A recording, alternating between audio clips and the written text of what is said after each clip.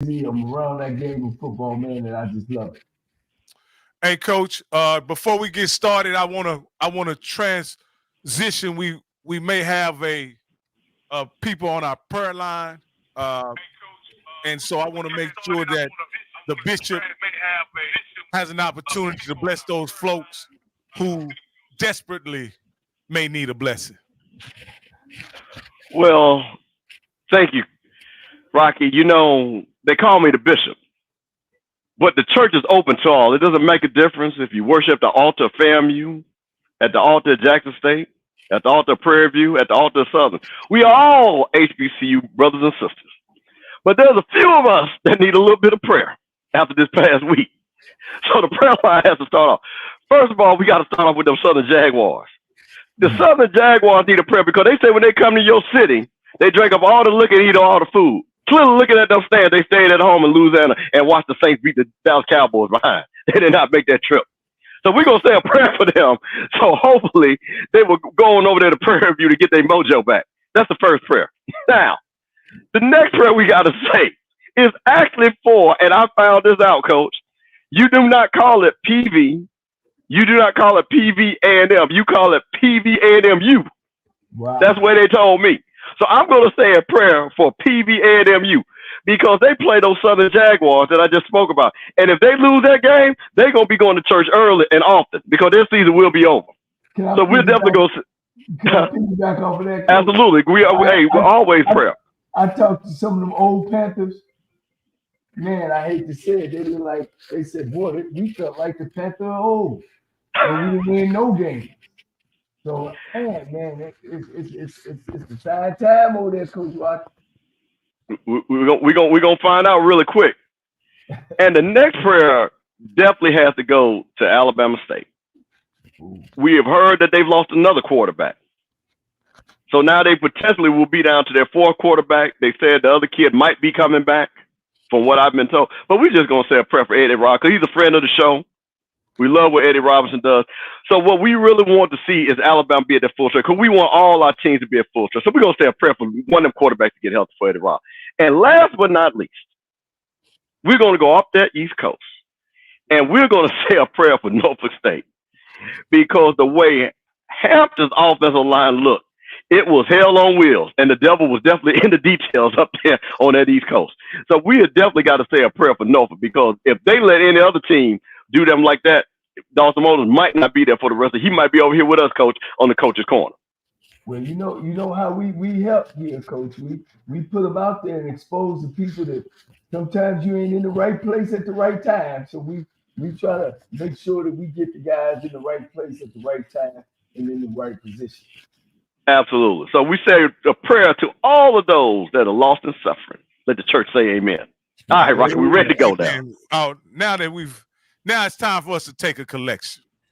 I'd like to ask everybody at this time, if you're not watching on Rocky Miller channel, please at some point during this broadcast, go over to the Rocky Miller channel and subscribe. We would greatly appreciate that. If you feel so inclined, we'd also like you to send a super chat. Ask a question, make a comment, right? We certainly would appreciate your contribution. We do good work for the people. All right. So, Coach. I like that, Rob. I like that. So let's get to it. We had a very what I would call interesting week last week. We had a whole slate of games that don't factor into the championship race of the MEAC and the SWAC, but we had one particular battle that was very important to a lot of people. We'll get that lastly. We'll address that lastly on our recap. But I just wanted to put up the games that did take place and see if there are any interesting results or anything y'all want to mention. I actually saw one particular game on here that I thought was very entertaining, rather sloppy, but entertaining. But I'd rather get you guys' opinions. Is anybody of these games that we have listed that caught your eye or you paid special attention to? I like that Grambling Texas A&M Commerce game. This is why Mickey Joseph them are putting points on the board. They are moving the football. It's always a great win when the HBCU schools beat the PWI. So that kind of stood out to me there, and the rest of them was sort of like, games that they also run. This is what we expected. So my hat goes out to Grambling and Coach Julie and Coach Vicky Joseph over there. Okay, Bishop Campbell, let me ask you this. Before we talk about Alcorn, because I definitely want to talk about that game, because Alcorn hadn't been able to do much offensively until Edward Waters showed up. But I want to look at University of Arkansas Pine Bluff being able to put 28 points on Tennessee State. What does that tell you about Tennessee State going into the OVC? Well, once again, Draylon Ellis played a tremendous game in that game. I think the offense is there. I think, once again, the problem is, and what we always look, and we've heard a lot about this, and they talked about this a lot about the coach's call, is what did you get in the portal? Did you get players in the portal that you thought that were going to be? So on the offensive side, Draylon Ellis went for 20 to 33, 228 yards, 3 touchdowns, looked really good. Tennessee State ran for almost 200 yards, 196 yards rushing. Offense sounds good right there. But the problem is, you turn around and you let Mikael Hagans, who is now might be on my quarterback watch list, who threw for 276 yards and 3 TDs for Arkansas Pine Bluff. And then he also had Javon Gibson, who went for 5 receptions and 150 yards and 1 TD. So what that says to me is, again, we're talking about a team that's picked last in the West, potentially one of the worst teams with them in Valley, being able to put up 28 points. If I'm Tennessee State, I'm worried about that. I'm really worried about that. Well, as you see, Tennessee State's been in OVC. As a matter of fact, guys, I forgot to mention, it's our 25th reunion of us winning the last OVC championship that Tennessee State has ever won. We won a championship in 1998, of course, 99, and the 98 celebration will be this year. So it would be November the 23rd, last game of the year against SEMO. So just wanted to throw that in there. But like you say, Bishop, UAPB shouldn't be scoring 28 points on a Tennessee State team, especially when they're in that OVC. What do they call it? The South Conference now?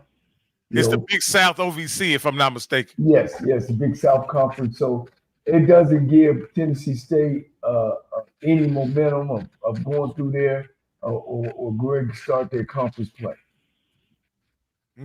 Okay. Now, I want to talk about this one, Coach. And I'm gonna direct this to you. You go into 2 money games where you don't put up any points, and then Edward Waters comes to town and you put up 38. Does that help your confidence? Do you learn anything about your team playing Edward Waters? The head coach at Edward Waters was one of my guys, Coach Morgan, Toriano Morgan, the head coach. And we had a good conversation this weekend about what took place. That game was 10. That game was almost it was 10-0 at halftime, and they were doing some things differently offensively and slowing the game up when the game kind of got away from them at the end. But they played them very tough. It's just 10-0 at half, so he felt good about that.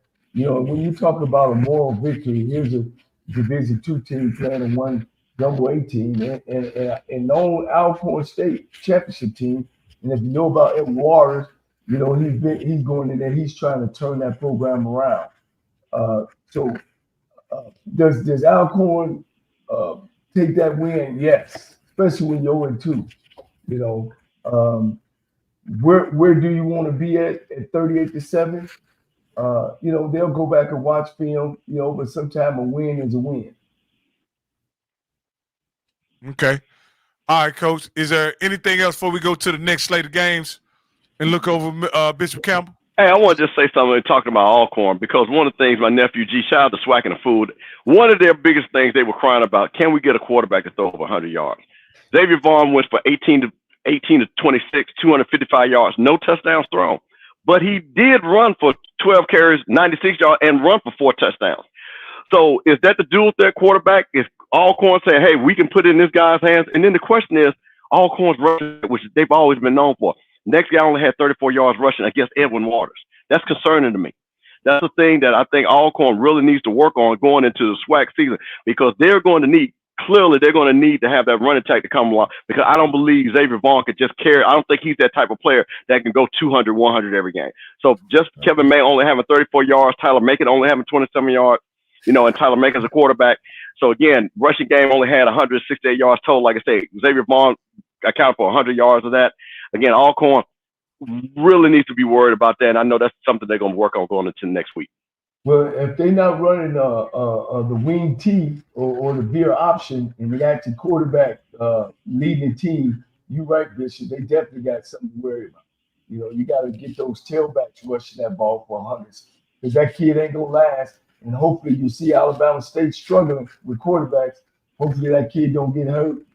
I look for Alcorn to put it all together next week, playing those two Division 1A teams. Let's hope they're getting things going in the right direction. All right, Coach, we're going to go to our next the next slate of games. And on this particular slate of games, the thing that kind of stands out to me is the dominant nature in which Hampton was able to handle Norfolk. And I got the wrong game listed here. This is supposed to be South Carolina against Georgia Southern. And so what about this that you guys saw, these slated games that you saw kind of piqued your interest or piqued your attention? Well, Norfolk, we was able to go to the SWAC MEAC Challenge. We thought we seen a good football team, Rocky. They had size. They had a backup quarterback, came in and done a great job of managing the game, and they was able to fall by one. And I'm gonna take words out of the head coach's mouth that they ran the ball up and down the court, up and down the field on the HBCU national championship team. So you wouldn't expect to see this happen. I don't know what was going on as far as the game, because I didn't get opportunity to watch it. But when I look at the stats, as you say, Rocky, Hampton ran the ball at will on the Norfolk State team. Yeah. And I'll let Bishop Campbell kind of comment to this, because this is one of our games of the week that we looked at and that we really were checking out. Hampton on their side, Chris Ellis went for 20-25, 185 yards, no touchdowns, no interceptions. Elijah Burrs, who's their all-conference running back, went 23 carries, 77 yards. Chris Ellis also ran for 2 TDs. Tyrell Robinson, he scored 2 TDs on 11 carries, 39 yards rushing. But the thing about what Coach talked about, they ran over 100 yards on us. Kevon King against FAMU. He went 11 carries for only 22 yards. Jalen Daniels, once again, not allowing him to throw the ball, only threw 6 passes, only threw 12 passes, only completed 6 for 1 touchdown. You're just not going to win games like that. You're just not going to win games like that. And once again, I think we've looked at it. Remember, when we broke this team down, they had more total all-conference players than anybody else in the MEAC. 13. So 13. So we're not going to say they don't have talent, or better yet, people believe they have talent. So the question always goes back: if you have the talent, is it the coaches or is the talent not producing? So I think it's a little bit of both. And I think for me to be concerned is that Hampton went and ran for, like I say, ran for 227 yards. And I mean, I watched this game. I was really interested in this game because I knew that Hampton was going to be playing Howard next week. And to see the dominance on the offensive line, I was just really shocked by this score. Well, let me ask you this, Bishop, as a part of the FAMU faithful and Rattler Nation, what does that win against Norfolk State look like when they only gained 104 yards total offense against Hampton? Like, that is a performance that is not in keeping with a good team, right? And 2, if they were able to move the ball in the way that they were able to move it on you, what does that say about your defense when they weren't able to get up but 100 yards against Hampton? Well, then I guess for me, so here's, I'm going to put my Rattler hat on.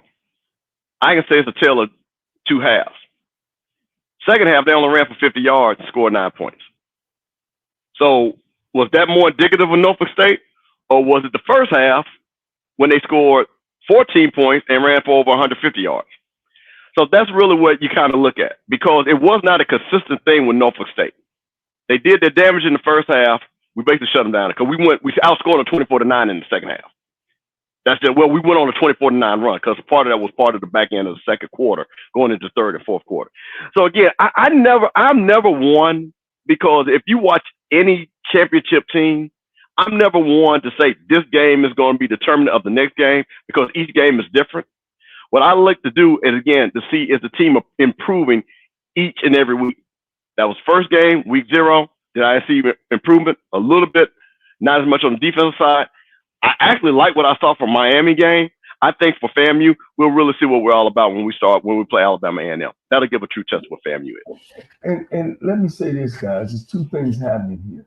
Hampton either have to have a great defense, or Norfolk has not been creative enough on offense.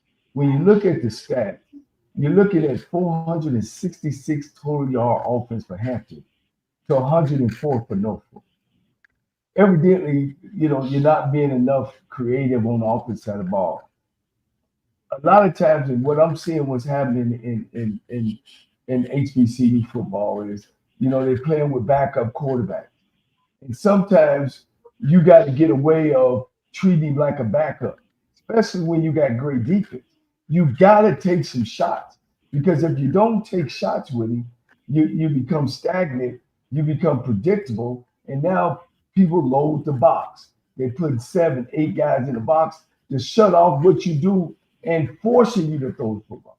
So you have to throw the football. When you look at time of possession of this game, you're talking about 36 minutes, almost 37 minutes that Hampton had the ball compared to Norfolk's 23.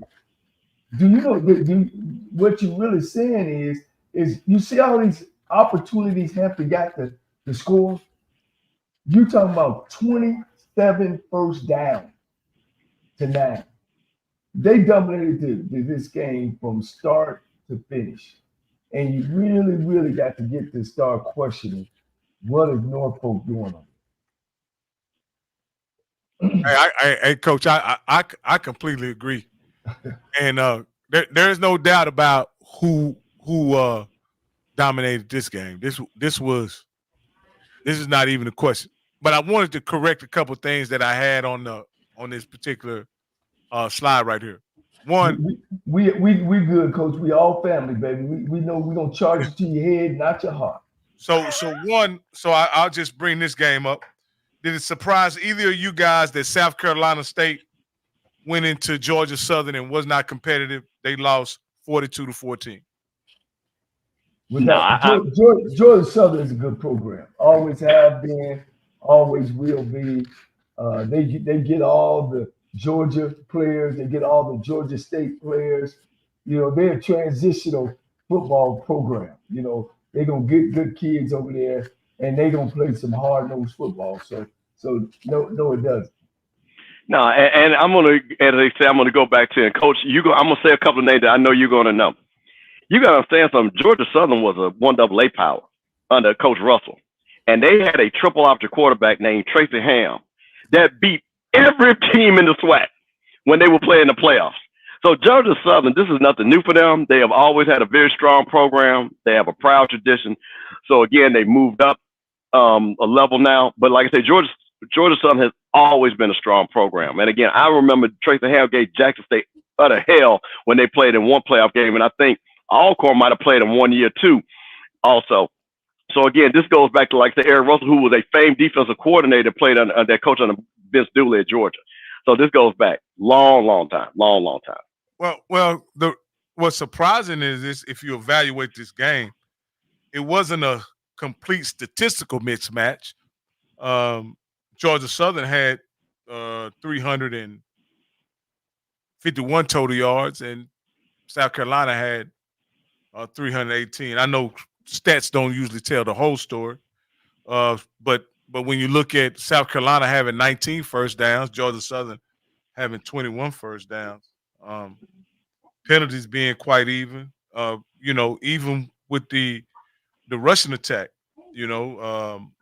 Georgia Southern was only able to get 140 yards on 33 attempts, and South Carolina got 112 on 31 attempts. So again, even time possession, South Carolina, had led the game in time of possession. So it seemed like it was a more competitive in spirit than it was on the actual scoreboard. So that's good. And then the last game that I want to correct on here is North Carolina Central scored 10 against UNC, who scored 45.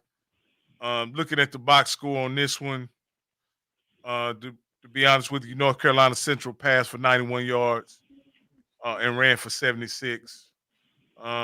They ended up giving up, 183 in the air and 330 on the ground. So, do you get anything out of that? I want to make a quick point because, and I'm going to bring this up when we get to the Jackson State Southern game about how stats can really not tell you what the game is about. But I'll tell you one stat that you didn't mention, and Coach could talk about this. And I'm sitting up here just looking at this. South Carolina State has 6 punts compared to Georgia Southern's 3. So that means Georgia Southern defense was stopping them. They might have been moving the ball, but when it was time to get that 3rd and out, clearly Georgia Southern did that. So again, one of the stats that sometimes you got to look at is because if I'm going from a coach, this, how many times have you seen a team go from the 20 to the 40 and stall out, 20 to the 30 and stall out, 22 to 50 and stall out? You're getting 30, 40 yards right there. But again, if I stall you out and I make you punt, that's almost as good as a turnover. So we had 6 punts for South Carolina State. So that probably was the key to the game also. And Coach, stopping drives. Coach, I also remember a game, and you may go back to this. This was 2 years ago, and Coach, and I looked at the stats and I didn't understand the game because it was a 24-0 game. TSU had defeated Prairie View, and I didn't understand how Prairie View could have twice as many rushing yards, twice as many passing yards in that game. And Coach reminded me that if your drives are 40 yards, 30 yards, 50 yards, you're just not going to put up you're not going to have a lot of yardage stats, but you're putting the ball in the end zone, and that's what really matters. Right.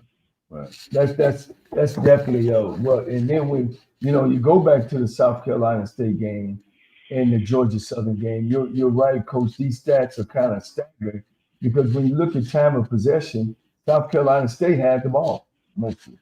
They had the ball 32 minutes, almost 33, 32 and a half minutes, almost 33, according to Georgia Southern's 27. What stats got to tell you is that now you got to go start looking at the running backs and start saying when they did score, were they long yardage scores? You know what I mean? Were they one play 40-yard score, one play 30-yard score? That's what happens, guys, when these 1AA teams play these 1A teams. They get a pick for 70. They get a big run for 40. They get a big throw for 60. And it might be some player off the bench, one catch, 60 yards, a touchdown. So, stats do play a big role, and you could read them and tell, how the game went. And, it is very difficult sometimes when you don't understand how to read the stats and look at the stats. So, and that's how some of these teams run away, and you be like, man, they did them bad. But really, sometimes those teams be in there. And South Carolina State was in there, Coach. They were in this football game. That score is not addicted to what South Carolina State came in there and did. I'm scared of. I ain't gonna say I'm scared of South Carolina State. I'm saying watch South Carolina State. Just watch Coach Berry over there. You can we count Norfolk out now? Now, Coach, I'm telling you, I'm pulling out the holy water. Like I said, we'll see next couple of weeks, because they play Central. They should, and we'll talk about that. We'll look at that. I know they play Central soon, so we'll really find out if we take them to the upper room, Coach. So now they play 4 games right over there. What is 6 teams over there, right? They play 5 conference games. So now they down 2 conference games. So now Hampton got to lose 2 No, Hampton. No, Hampton, they're in CIAA now, right. Coach.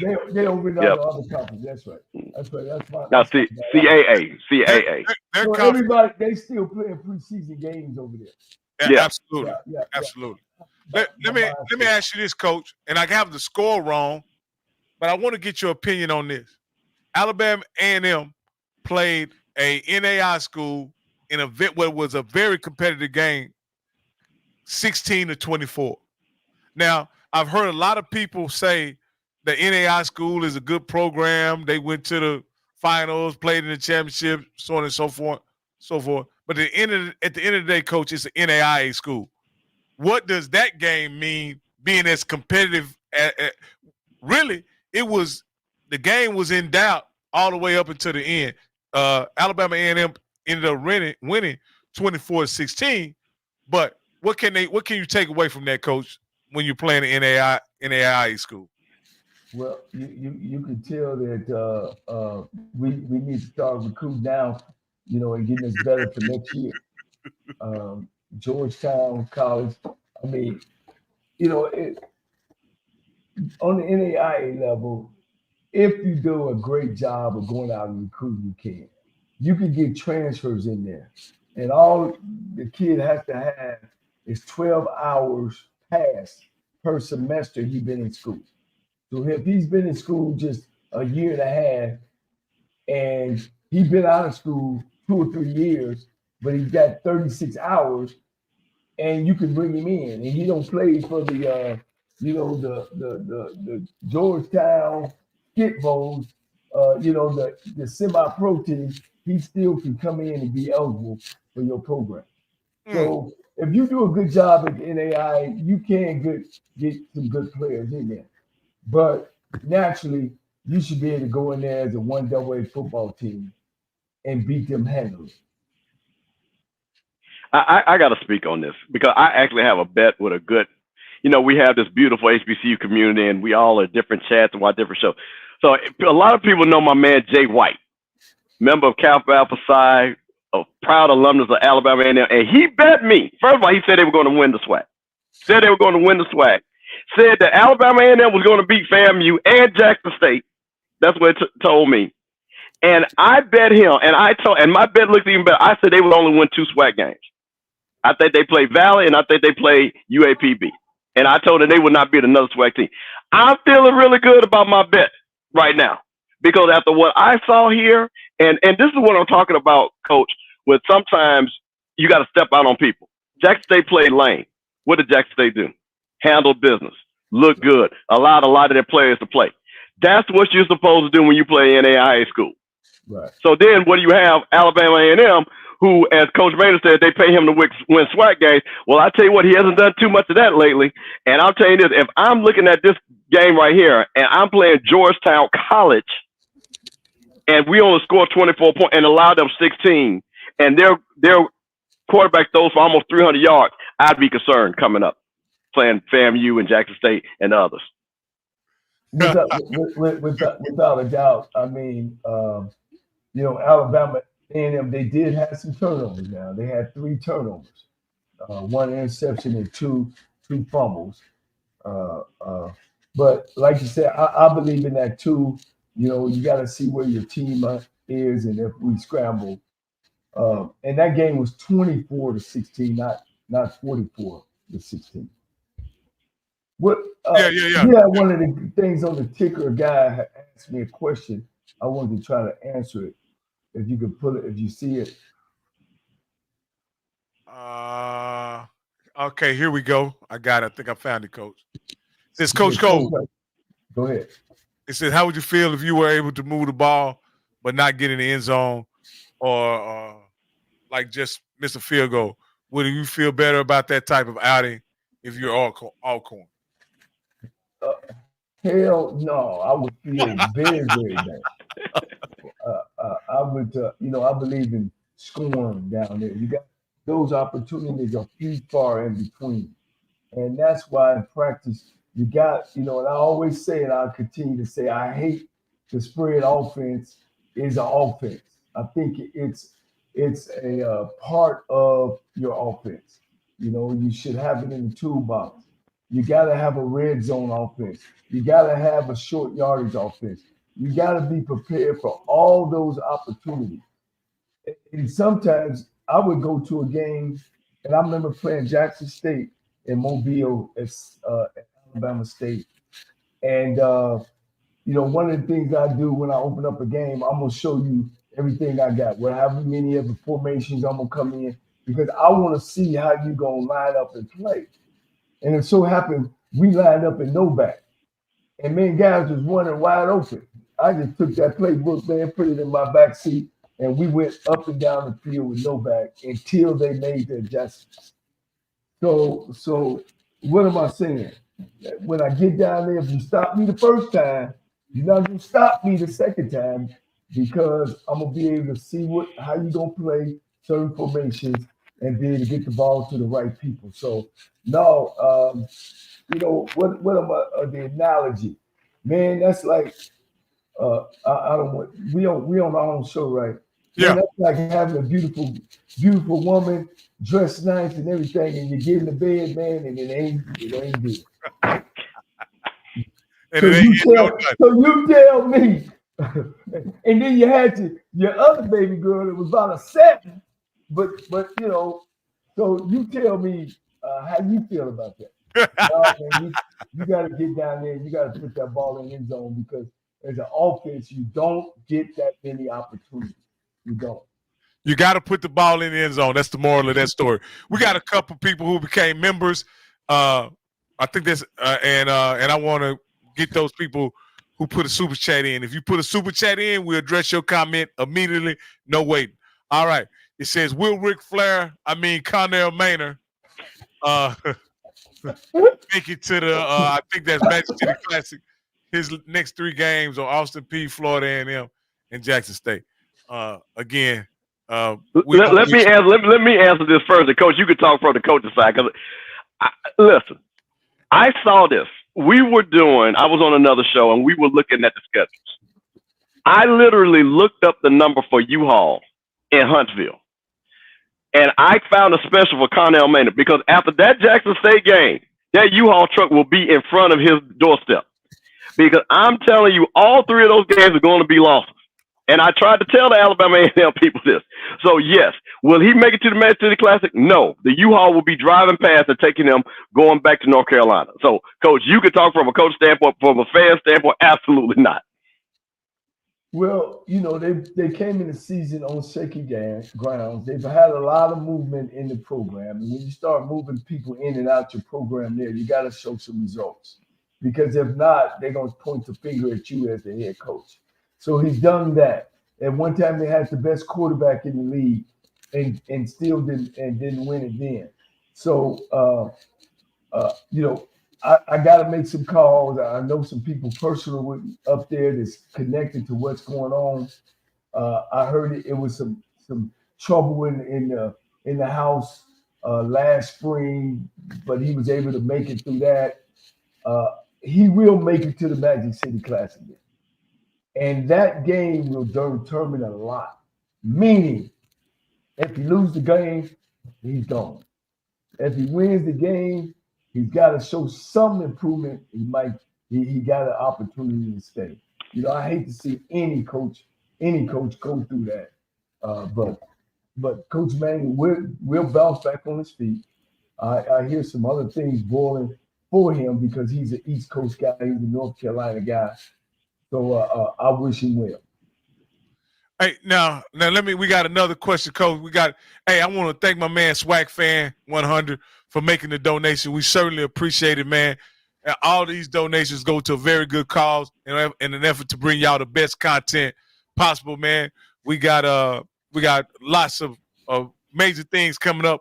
We're gonna do something over at the State Fair Classic as well. So we got some great stuff coming. So hey, all these donations are gonna allow us to do that, man, and put together some great content. This question: would any one of you, y'all gonna have to help with because I got guys. It's this question: how would you, any one of you, handle the situation in Alabama State if you were the coach? All right, Coach Bishop, you go. You speaking from the Well, stands, and I'm gonna speak from the sideline. here's the thing. From the stands, here's the thing I always say. You can only do what your players allow you to do. So the question is, so now I'm going to my fourth quarterback. Is my fourth quarterback a guy that's a walk-on? Is my fourth guy? And like I said, again, I apologize because I don't even know who this is what's so bad. We usually come up, I don't even know who the fourth guy is for Alabama State.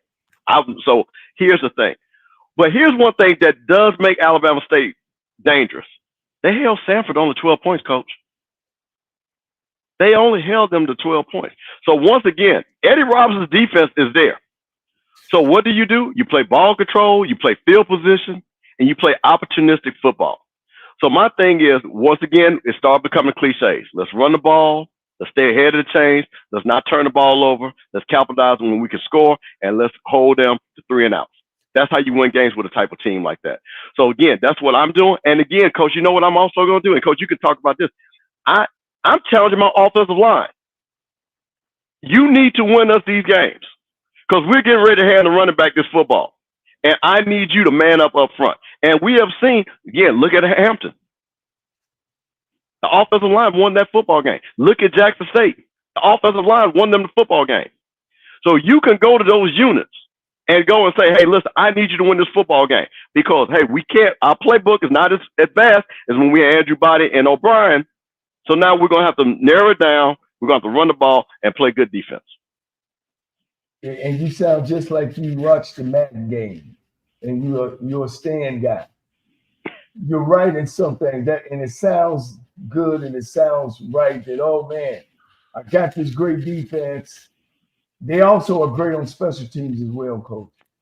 And with this offense, we're just going to pound, go 1, 2, 3.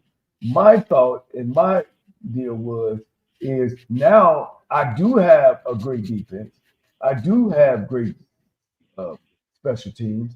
So now I need to be on the offense more creative with more formations. I need to take shots downfield. I need to be able to use my explosive plays where they're getting us points, meaning field position, transition, turnovers, big run off a kickoff. Now I got to come with what I call Chinese plays, some toss back, double pass, triple reverse, throw back to the quarterback, some draws, some screens. I got to be wide open, but with Coach Bishop, like you say, look like I'm just going to run the ball, but I'm not. I'm going to put this kid on bootlegs. I'm going to put this kid on quarterback runs. We're going to run some reverses. We're going to let him throw something down the field because guess what? I'm gonna score some points. We gonna score something. We're gonna score more than 7. You can't win with 7, not in one double-A football. You gotta score between 21 and 24 points in double-A football. That's just how it's always been.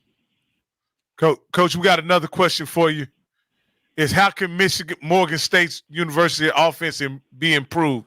It's been three years without any noticeable progress. Let me give you 334-318-1141. Call Coach Cole.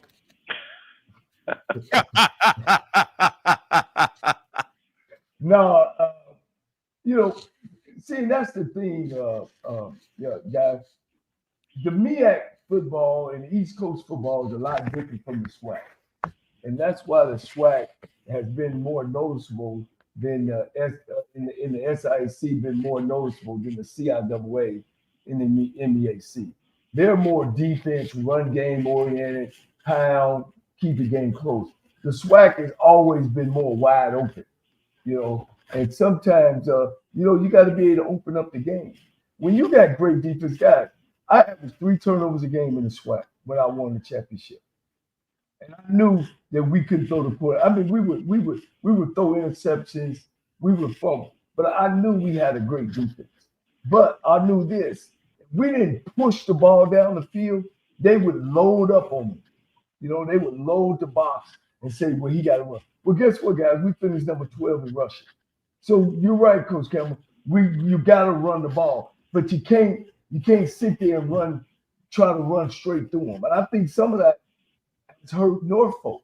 You know what I mean? You got to get in some pass formations and actually run the football. You know what I mean? So you can't be stale. You know, you got to keep that thing open and always take some shots downfield. Always. Because when teams field the box, what are they playing on the back end, guys? Man to man. Man to man. Man to man. There you go. Now, coach, you screamed when we did and I'm going to talk us back to the Celebration Bowl. You said in that game, in the midst of Larry Scott trying to navigate a victory against FAMU, while they were up, you kept saying he's got to back these guys up. He's got to back these guys up. You have to do something to back these guys up, because FAMU eventually is going to move the ball on.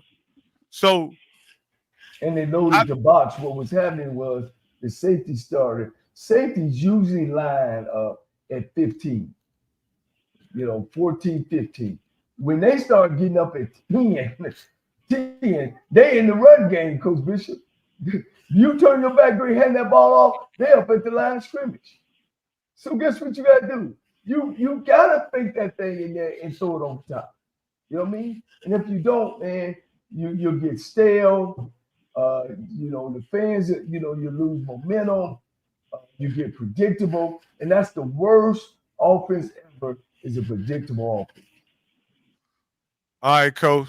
I just wanted to point out these two games. I think Wagner and Delaware State went the way that we went. But then this is a game that I didn't see, but I was actually surprised by the score. Howard and Morehouse had somewhat of a tussle when you look at 35-21, considering Morehouse has been down and Howard went to the Black College National Championship game last year. What do you guys think about, how that game played out? Go ahead, Coach. Here's the thing. I think when you have a game like this, and again, this was on CNBC. I watched a little bit of this game. I think Morehouse. This is again. If people know Morehouse people and people know Howard people, and I'm gonna say this with a lot of respect, those players are really student athletes. They are really student athletes. So I think for them, it's not so much about the football. It's more about the opportunity. I think Morehouse was excited about playing in this game. It was on TV. I think they had more of a motivation. I think Howard definitely believed that they were the better team. And I think they played a little bit like it from what I saw. So when I see games like this, when you look at a Morehouse who has a proud name tradition, as a proud HBCU, I think those players had a lot of pride. I think they wanted to make sure they weren't going to be embarrassed on national TV. And I think they just really played really hard. Yeah, I think this was the Rocky. I think this was the, how you get, do you got any little brothers? Or you pat him on the head, and he's swinging, and every now and then he get, why I know that? I had 8 brothers, so that used to be, I used to be the little guy swinging. They used to hold my head. It was 35-7 going into the fourth quarter. Oh, okay. So it wasn't no game out of it. You're talking about 23 first downs, 11, 406 yards to 173. Having the ball 33 minutes, it really, and after seeing Morehouse, man, they struggling.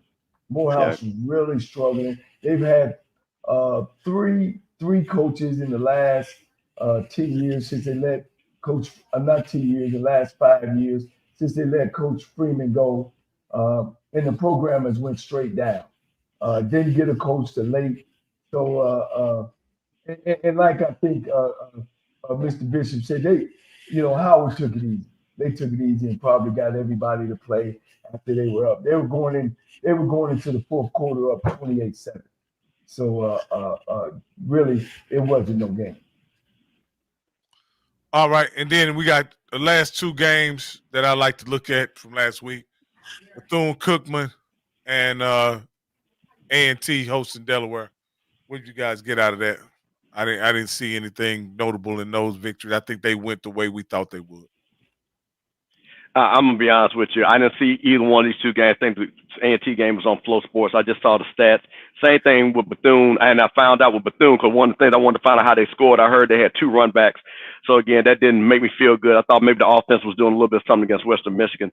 I mean, they played out by who they played. You know, I think once again for both of these teams, like I say, Bethune, and that's one of our matchups that we're going to talk about. They played Clark Atlanta. That's a scary game for them. And then A&T, which we'll talk about, they play Central. So again, those are the games I know they're going to be worried about. This went as usual. What I thought was going to happen. Yeah. Now did Bethune play? Bethune play. Who got? Western Michigan. Oh yeah. It went exactly like it was supposed to. You know, Western Michigan probably went down and got people out the stands to run a couple routes. You know, that's what happened in these games. But Bethune-Cookman got a big one this week. You know, they got Clark Atlanta down in Daytona Beach, Florida. So, and that one's going to be on ESPN Plus. So that's a good game to look at. Hey, Coach, this was the featured game of the week. This is the one everybody anticipated. And I'll start out by saying this went just like I thought it would. I jumped on Scotty's live very early on, and I said, hey, this should be a mollywop. I didn't see, and leading into the game, I didn't see Southern's offense being able to move the ball on Jackson State. And again, we all thought Southern would have a pretty tough sledding this season. And in their first, this is a conference matchup, but not a conference game. So I just want to point that out. This is a rivalry game between 2 conference foes, but not a conference game. So I want to point that out. So, Coach Cole, I'll let you address this one first. When you go against your rival and get dominated like this, what does it say about your program as a first-year coach in Coach Terrence Graves? Well, you know, it wasn't necessarily so much of a domination. You know, I want to cheer for T.C. Taylor. He pulled out the hat a couple great plays. I guess the things that he's seen. You know, one time he ran a tight end delay and the guy kind of walked in the end zone. You know, it was evenly matched, basically. But if you got to pull out the 4 turnovers, Southern University evidently has got a lack of discipline. You know, because they had 4 turnovers, they had 2 interceptions and turned the ball and had two fumbles. Well, they fumbled the ball, but they didn't lose it. But they had 2 turnovers that was really costly in this game. You know, when you look at the first down, they were pretty much evenly matched. When you look at the total yards, you know, Southern actually had more total yards than they did, 416 to their 399. But the issue came down to me with a lot of things that what you were doing in the red zone. You know, and I keep telling folks, and I'll repeat myself, the spread is just a package. It's not your whole game. When you get down in that red zone, the field is short. All right. So that means everything is quick and fast. You know what I'm saying? So you got to be able to run the ball successfully, be able to be great in play action, and be able to, most of all, execute. And those are things that Southern was not doing. It was not executing. They were good at first downs, 5 for 12. That's right about 38%, right, Rob? You know what I mean? Yeah. Jackson State was where they supposed to been at. You know what I mean? Jackson State made the plays in this game. I'm not ready to throw Southern out with the baby in the bathwater, but they got to be able to get it together. They've only averaging about 23 points a game. But if you pull the Savannah State game out, I mean, they down at 2 or 3 touchdowns a game. I mean, 2 touchdowns a game. And again, you cannot win one AA football scoring, not being able to score the football. So they definitely got to get better. Jackson State had their wheel. They ran the ball successfully and passed it. So Southern has to get better, and especially better on the offensive side of the ball. Go ahead, Bishop. Well, I'm going to disagree with Coach a little bit. And I'm going to say this. This is where clearly the stats lie. To me, Jackson State dominated this game from the very beginning all the way to the end. I think what we saw here is a good Jackson State team that is growing, that showed a lot of confidence. What I want to say is, again, I want to talk about Jackson State, which was interesting. Cameron McCoy started this game. And this is what I want to tell people. When we all get on these channels, and I talked to Coach about this, Coach T.C. Taylor sees these players every day. So there was something that he saw that said he felt that McCoy needed to start. But once again, Jackson State clearly has two quarterbacks because McCoy got hurt. Jacoby Morgan came in, went 12 for 21 for 153 yards and ran for a TD. Herb Mulligan makes his return, goes 13 carries, 51 yards, runs for a TD. They run for over 200 yards rushing.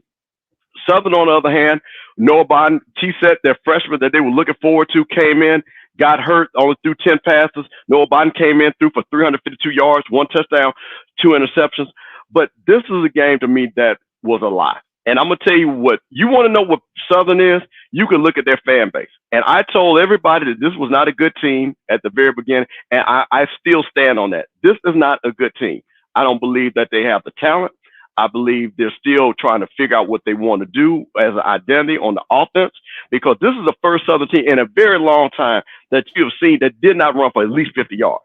I can't remember the time like that. Southern was known for big offensive linemen and running the ball. That goes all the way back to the 70s. So for them to be totally dominated by a defensive line, that I got to give Jackson State credit. And this kid, Noble, he made a name for himself this week. And I'm going to start tracking this kid to see what he's all about. But I'm just telling you, from what I just saw, to me, I just saw a total domination. And I just got to say something to somebody from Jackson.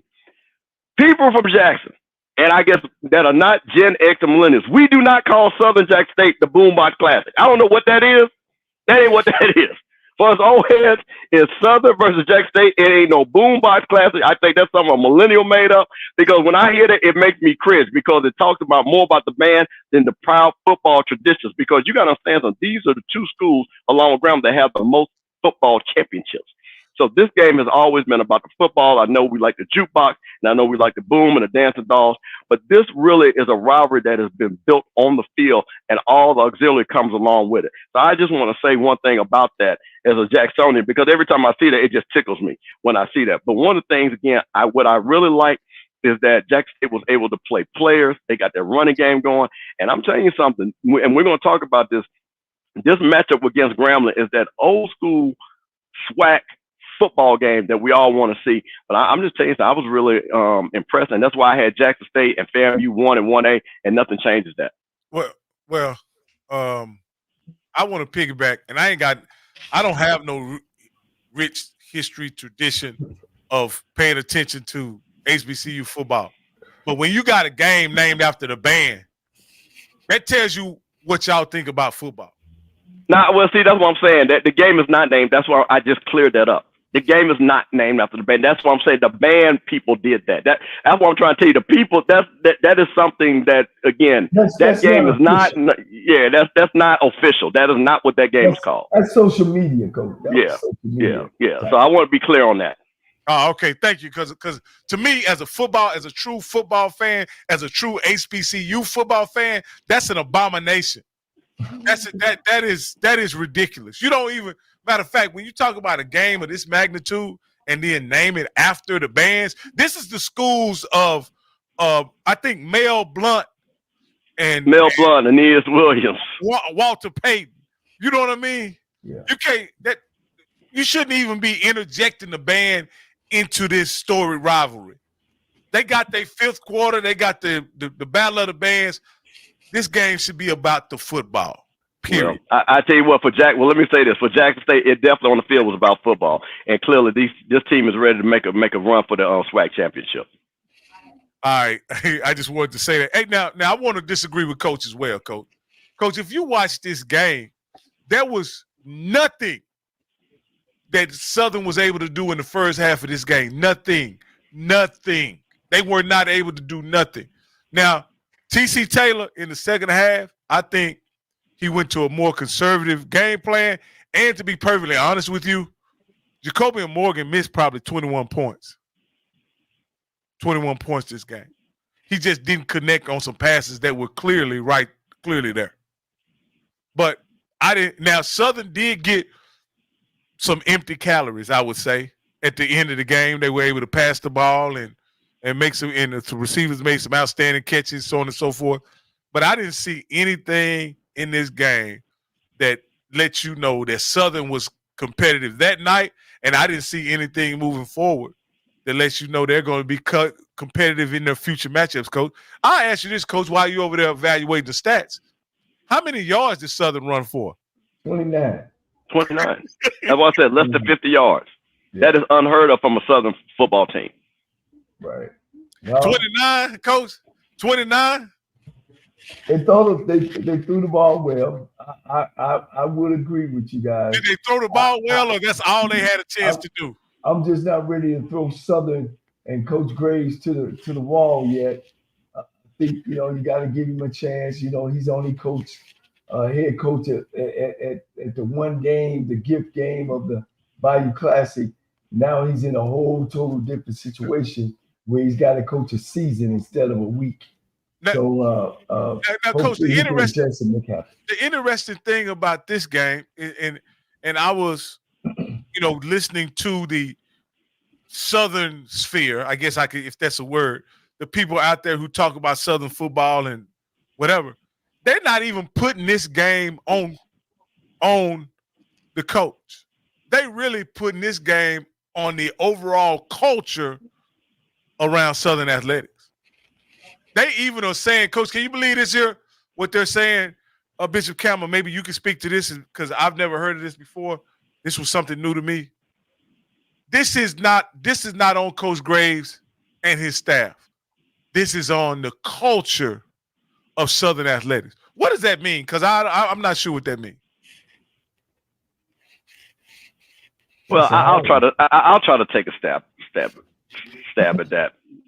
People have been complaining about Southern's AD for a while and talking about, is he providing what Southern needs to be a championship team, from the coaching hires to the support that the football team needs. Again, you got to understand something. When he hired Coach Graves, he said we had to hire Coach Graves because we couldn't afford anybody else. That's what he said in public. That's what the AD said. I thought that was hurtful to Coach Graves to say that, this is who we could afford, so that's why we hired him. So I think that's what they're talking about, having a proud tradition that Southern has and the bravado that Southern used to always come with. You don't see that bravado. And again, it's seeping to the fans. Again, so I have seen Southern come to Jackson, and I'm talking about in the 80s, and Coach, them Southern teams in the 80s were not good at all. I think they had a couple of good years, but overall, the 90s was when Southern was really rolling. But I saw them in the 80s, and they still came in there strong. The fans even know this is a team that they don't support right now. And I think they're showing that by not even getting, I know there was weather considerations and things like that, but we're going to see about the Southern fans when they play Prairie View. We're going to see if they show up down there. And if they don't show up down there, you're going to really see the fans are going to be speaking with their pocketbook about how they're not satisfied in the direction what this program is going. If you look at that ring right there that I'm pointing to, that's the national championship ring at Southern University under Pete Richardson in 1993. They do have something to say about the culture around there. I guess everything starts from the top. Rocky, we talked about it when all of it went down, how it went down, why it went down, and the reasons why it shouldn't have went the way that it did. And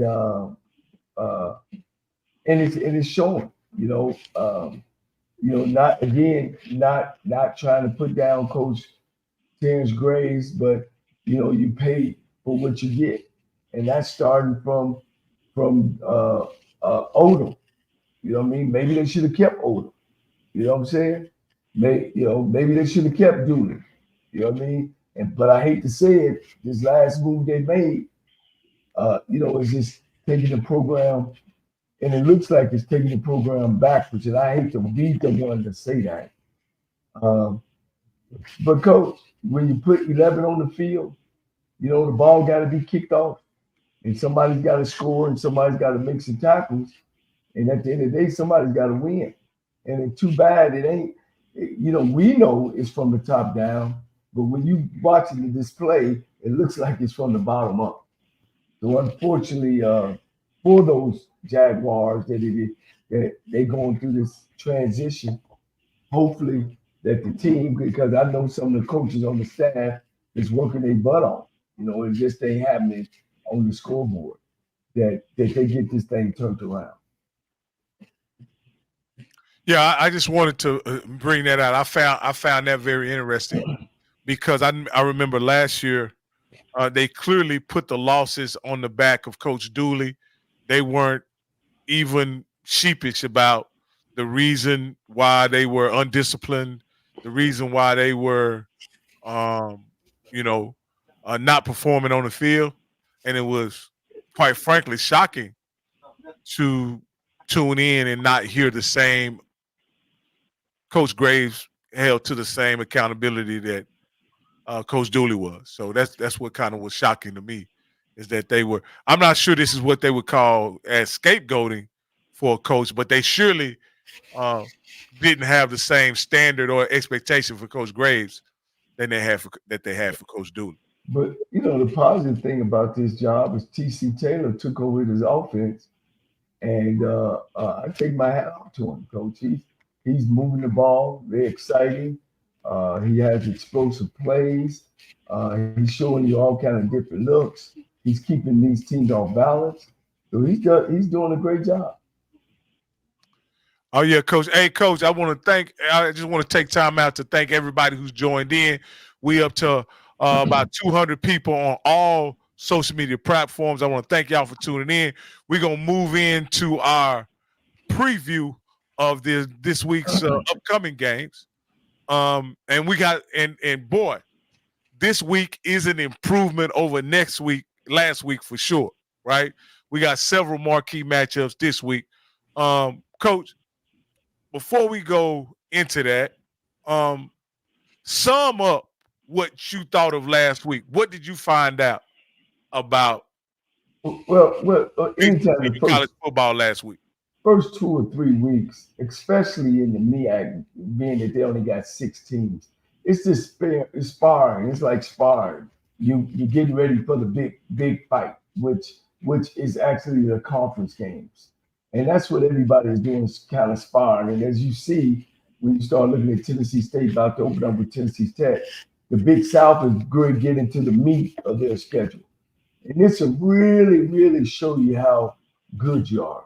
MEAC, they got one more week. They usually play 4 non-conference games, see where they are, and then get ready to come into the game. The SWAC, we're slowly getting there, but after this week, we're gonna get into the meat of the schedule. So a lot of things you're finding out, a lot about what type of team you have, what's going on in your program. And one thing I see, is a lot of injuries. And a lot of injuries mean that you're going to have to reevaluate what you're doing in that weight room. And because the weight room was supposed to keep you injury free. So it's starting to warm up. It's starting to get serious about making a run towards the championship. Coach, I agree. I think and this is one of the things, you don't see a lot of early matchups because of where our schedules line up. We have to play the money games on both sides, the Power 5, Power 4 games. And then, of course, we'll play an NAIA school that's in our region. Then it gets like that. So you really can't determine what the team is. But this week that you're going to start seeing, now you're going to start seeing teams that are going to play conference games. Like you're going to see Southern and Prairie. That's a big game. You're going to see statement games. Jackson State Grambling for Grambling. Proud tradition. Jackson State coming to the hole. Can they make a statement and say, and play with Jackson State? Not even win, but say, you know what? We're building something, and play with Jackson State. We go on the other side at the MEAC. We've got North Carolina A&T and North Carolina Central. 2 programs going opposite directions. And one of the things I found interesting, and again, the people from Central, very proud group of people.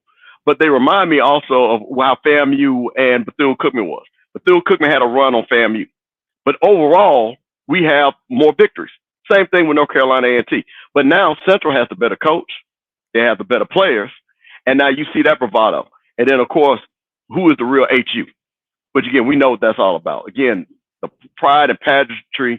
again, academic institutions, but also they care about winning that football game. So I think this week we've got a lot of those games that we're going to be able to see and test what our teams look like. All right, Coach. I got us. Hopefully, I got all these. Don't have any or many errors in this game. on this right here. Norfolk plays Virginia Military Institute. I don't have much faith in Norfolk right now, so I'm gonna take VMI. What about you guys? Ain't no question. And VMI is a good team. It stands for Virginia Military Institute, and they do a great job in recruiting. They're gonna make it real tough on Norfolk State. Yeah, well, when I first looked at this game, now VMI is 0-3. When I first looked at this game and was trying to project out Norfolk State, I had this as a victory. After watching them play Hampton, I'm going to have to dial that down. So I don't see Norfolk pulling this out. Like the VMI is still 0-3. Again, the question goes back to, and what is this game? This will be game 4, right, for Norfolk State? Because their starting quarterback, potential all-conference quarterback, had to sit out 4 games. So again, this is the thing. Is Norfolk going to allow Jaden Dance to throw the ball, as you were talking about, Coach? Well, VMI has played William and Mary. Yep, great school. Bucknell, and Georgia Tech. That'll make you 0-3. Yeah, without a doubt. So who you got? You taking Norfolk, Coach? I'm gonna take VMI. Okay. All right. This is a good one. Tennessee State and Tennessee Tech. I'm gonna take Tennessee Tech. What do you guys think? Tennessee Tech. They beat them in the last several years. I don't see it being a difference this year. Tennessee State is definitely gonna have to make some changes over there. I hate to say it. They've wasted enough money, and they got to be able to get things going in the right direction. If not, they're gonna keep on losing and going downhill. Tennessee Tech has lost. They opened up the season with Georgia, and they opened up the season with Middle Tennessee State. 32-25 from Middle Tennessee State, and of course Georgia rolled on them. So them coming to play Tennessee State after playing 2 1A schools, the game gets slow. I think Tennessee Tech is a winner.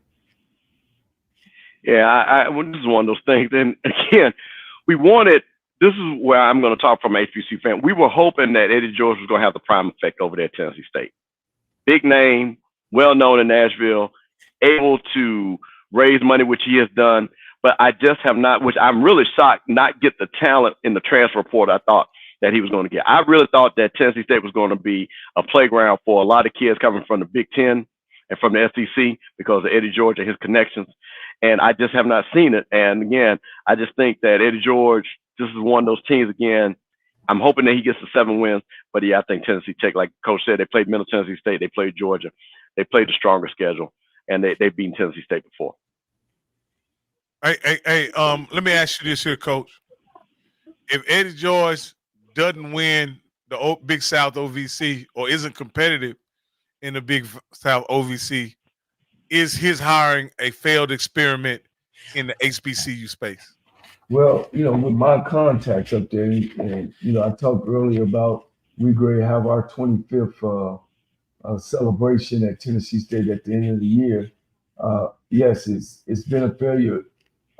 In one sense of you're not getting the people to come to the game, you're not winning football games, but on the other sense of helping the facility out, it did help the facility out when he first got in there. They did some things for the program I thought that needed to be done. It's still a project in motion, but I don't think he were able to even get close to the Dion effect there. They're still not selling games out. They're still not getting them big crowds. And at the end of the day, they're still not winning. So he has had a winning season. I think he has one winning season since he's been there. And I'm gonna direct this question to the Bishop. I know that Tennessee State is a HBCU. But even with Eddie George being the head coach, even with the history that I know it has, why is it to me that it doesn't have that same connective tissue to HBCUs or that same identity as a Southern, Jackson State, Grambling? Can Well, you explain that to me? this a coach can talk, and coach really can talk about this. Yeah. Tennessee State used to be a proud independent. They played all comers in HBCU land. They played everybody in the MEAC, SIAC, in the SWAC. It didn't make it there. And we're talking about, again, one of the winningest programs in HBCU history. Going back, starting with Big John Merritt and all the way through to coaching them winning conference and national championships. So I think that schizophrenia of being halfway in, halfway out has really hurt the pride and tradition of Tennessee State. Because when you talked about Tennessee State, and I'm talking about Tennessee State in the 80s, gave Jackson State utter hell. When you looked at a loss on Jackson State in the 80s, they beat everybody in SWAC. You know who they would lose to? To Tennessee State. Consistently. And Tennessee State will be a 9-win team, a 10-win team. Players that were going to the NFL. But I think that schizophrenia that has just where we don't know where we want to be at. And I think them not being in the SWAC conference. And again, I said the SWAC, not the MEAC. They should have been in the SWAC. They are a SWAC school. And I think that has just hurt them. Them not playing Florida A&M consistently. Them not playing Southern consistently.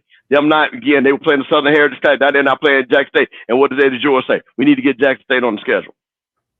That's where their DNA is at. That's where honestly, the people that spend money, that's what they grew up on. So you're just not going to get the same type of, motivation from the fans.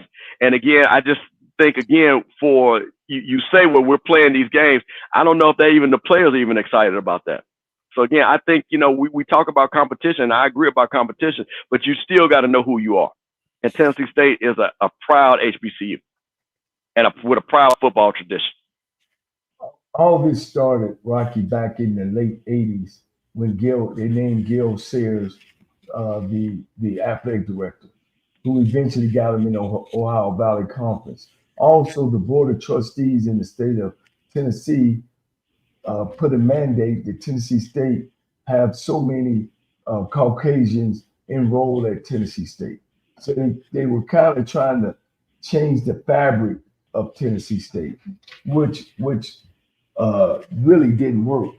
So when Gil Sayers put them in OVC, and now they're playing, they had to eliminate some of the black college games, but they kept the big ones. I mean, when I was there, like you said, we played Florida A&M every year. We don't play North Carolina A&T. We played Southern. We played Jackson State every year in the Southern Heritage Classic. Then we would play the conference. And when we got there, our first 2 years, we finished 4-6. All right. But we realized that the problem wasn't just the athletes. We had some athletes. The problem was we had to get our strength and conditioning program at the right level. And once we done that, we were able to win back-to-back championships, which was the last HBCU school to win all PWI conference.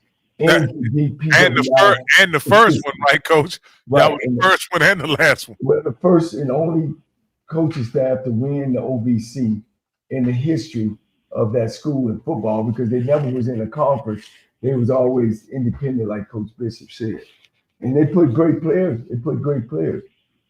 Some people still say that's the best HBCU job because it's one that if you do win the Big South conference, you will and maybe have an opportunity to bounce into a big PWI job, like all the other schools in that conference. That's where John Gruden come from. You know what I mean? It's a lot of great coaches have came from that conference and jumped, but most of them hadn't been the color that I look like. My brother ended up winning the championship back-to-back, but he had so much inner hate there that he wasn't able to bounce to a bigger job. And plus, we actually went and sit down with the commissioner of the SEC. I can't call his name now; it's on the tip of my tongue. And we had a meeting with him about, hey man, you think that we can? He said, "Let me tell you something. You're not going to jump from an HBCU job to one of those jobs. It's best to go get one of those jobs at Tennessee Tech or some 1AA school and win there, and then you'll be able to jump. Well, since that conversation back in 1998, 99 guys, there's only been two guys to do it. One is a white guy who went to Southern Miss. He was at Alcorn State. And the other one is Deion Sanders. So when of course, and I don't want to get off of what we're trying to do, is when Coach Simmons left Florida A&M and his goal is to be a head coach at a Power 5, it's going to be tough. Unfortunately, it's going to be tough, even in this day and time when things are changing. You know what I mean? When things are changing. But I don't know. And that's the history of Tennessee State. They should be able to run that. We ran that conference when we were there. I mean, we averaged 45 points a game when we were there. I led the conference 4 straight years in passing. So Tennessee State ain't near where it should be. Well, like I say, I appreciate you guys giving me the history of that. I like I say, I know it is a HBCU. I know that, but for whatever reason, it doesn't give me that same feel of an HBCU, and so that's just I wanted to see if you guys had any way to explain that. You guys have done a great job explaining that. Well, I wish they still played Jackson State, and so we could go to the game.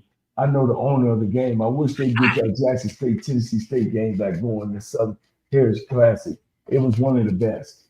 And you know what though? But I saw Eddie George, and like I say, not to belabor the point because we got a lot of games to cover. But Eddie George said he wants to play Jackson State. That game should be a home and home game. That game should be home and home. Let those people come up to Nashville. Build that state, because see, that's another thing. Build the fan base back up at home. Get good games so your fan base can come at home. So that's my thing. That game should be at home and home. I mean, I know Southern Heritage Class people like to party, have a good time, but to me, to build that program back up, I think that Jackson State and Tennessee State needs to be at home and home. Another thing, I know about Bragg. I know about the Vet. I know about the Hole. I know about Prairie View. I don't even know the name of Tennessee State Stadium. It's not part of the lexicon of HBCU sports. The stadium on campus is called the Hole. It's called the Hole, the stadium on campus. But they usually play that Southern Heritage game in Memphis. They play their home games at the Titan Stadium. Yeah, that was part of it. Yeah, that was part of that deal. Okay. See, I didn't even know that. Yeah. See, I have designed. I did design the locker room for Tennessee State at that while we were there. Never did get to play in there, coaching there, brother. But I designed it, the locker room. So let me ask you guys this: Will Morgan State have any problem with Lynchburg? No. Unless they fly us three up there and I quarterback and you can run the ball, Rocky, and you run a couple down out of hell, Lynchburg, that's what you sound that way. That's what be happening. They be getting lynched every Saturday. Hey, let me ask you this: Will Nichols have any problem with Mississippi Valley? Mississippi Valley. When you guys go out and hire a good coach, it's a good coach out there. Take 90 or 100, 110,000 to be the head coach. Take a shot on a coach, a real coach. But go ahead, coach. No, never stay to beat that. So this. If it were not for the schedule that is what it is this week, this may be one of our featured games right here. But we'll just take a look at it in a snapshot right here, which is Clark Atlanta traveling to Bethune-Cookman. This is a D2, D1 matchup, guys, but this isn't your typical D2, D1 matchup this time around, is it? Without a doubt. First of all, let's just talk about Clark Atlanta's schedule, okay? They open up with Fort Valley State, which is one of the blueberry programs in our SIC. All right. Then you go play Allen. You play the school that you just came from, which they came in there with a chip on their shoulder. All right, tough schedule. Then you go down and play Florida Memorial, who probably got XFL players on their team, NAIA. What would you go down there for, Coach Bishop? Why would you take your poor program down to another poor school? You know where they played at? They played at the park. The stands weren't even hard, like the Little League Park. All right, you go down there, you make no money. Clark took the team, the band, the cheerleaders, everybody. Now, Bishop, you the money man on our station. What? Then now you turn back around and go back to Florida to play Bethune-Cookman. For what? What did that they'll get a check there, Coach, and they get to go to the beach. Coach, you know I'm on the inside down there, right? Yeah. The check wasn't big enough, Coach. It wasn't big. It wasn't even $100,000. I'm just gonna say that. It wasn't even $100,000. And you know Bethune-Cookman was struggling anyway. You know? So why would you go play them again? All the schools y'all jump over and pass at Clark. So they had a tough schedule, man. Now they got to get on a bus. They rode the bus to Florida Memorial, which is in Miami. Took 16 hours. Now they got to go back to Daytona Beach, Florida. It's going to take about 8, right? So you know, they really lost money. I would say the better part of 10, to be honest with you. 10 hours to Daytona Beach, Florida. From Atlanta? Yeah. So now they got to go right back down there. It makes sense, man. This is the minute. I know 4 hours will get you to Tallahassee. I know it's well, it's on a bus. So, I mean, anything on a bus, you're going to add, time. So, yeah, it's a long trip. It's not something that's comfortable. But I want to talk about the football part of this because this is the thing that I think that, Coach, you've seen them play. But how many times have you seen come into a game where the NAIA school has the better quarterback? The Division II school. Division II school has the better quarterback. So that's the thing about it. David Wright, who has just set it on fire. And just going to come down there. So what do you think? Again, Bethune-Cookman, and this is the reason why I like Bethune-Cookman in this matchup, because their defensive line, I think they've got nice size on defensive line. I don't think Clark Atlanta's offensive line can stand up there. But this kid, Wright, can make plays in the air, Coach. He can make this game interesting. And this is one of those ones, again, if you're not fundamentally sound, great coverage, somebody's going to the house. So this is one of those games that Bethune-Cookman better not overlook. Right.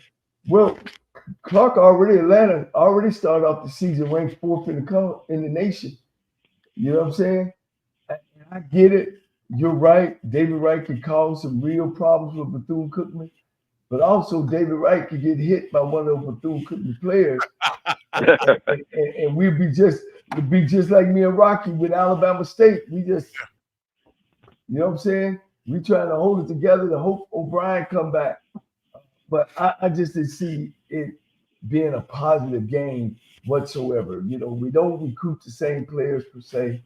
You know, we're in different conferences. You're not giving me a big paycheck.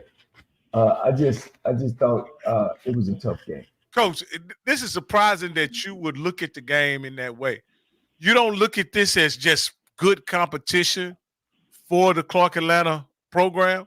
And if they could somehow pull off the victory, they become the talk of the HBCU space? Yeah, for a week. But I need my players for the rest of the season. I'm about to get into the SIAC. I'm playing a Division I AA team that ain't giving me no money. So I supposed to go there and lose, right? So I get my loss. But then you ain't giving me no money, that's a double loss. You know, wow. So that's interesting. No, that's interesting, Coach. I don't look at this game as a good game whatsoever. Even if we win, Coach, we're beating the worst team in the SWAC as of today. Today, Bethune-Cookman have finished last in the SWAC. Am I right, Coach Bishop? Well, you still got Valley and UAPB. They've always been, Bethune's been better than Valley and UAPB. Coach, check them stats, man.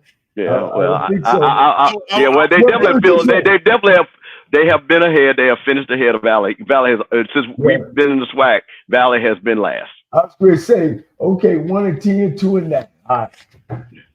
Well, I think you're correct, but I mean, my point is, I think this game can mean something in the HBCU space, especially as it relates to what Clark Atlanta can be moving forward, especially with them going to have the potential of playing in the playoffs, winning the conference championship, and playing in the playoffs. I think this game could give you some hope that they could really make a run.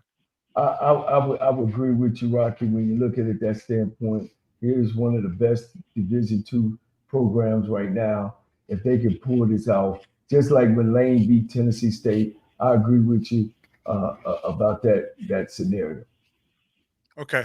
Now let me ask you this here, Coach. This is they got nothing to do with nothing, but would you say so if Clark Atlanta played South Carolina State, would that be a better game?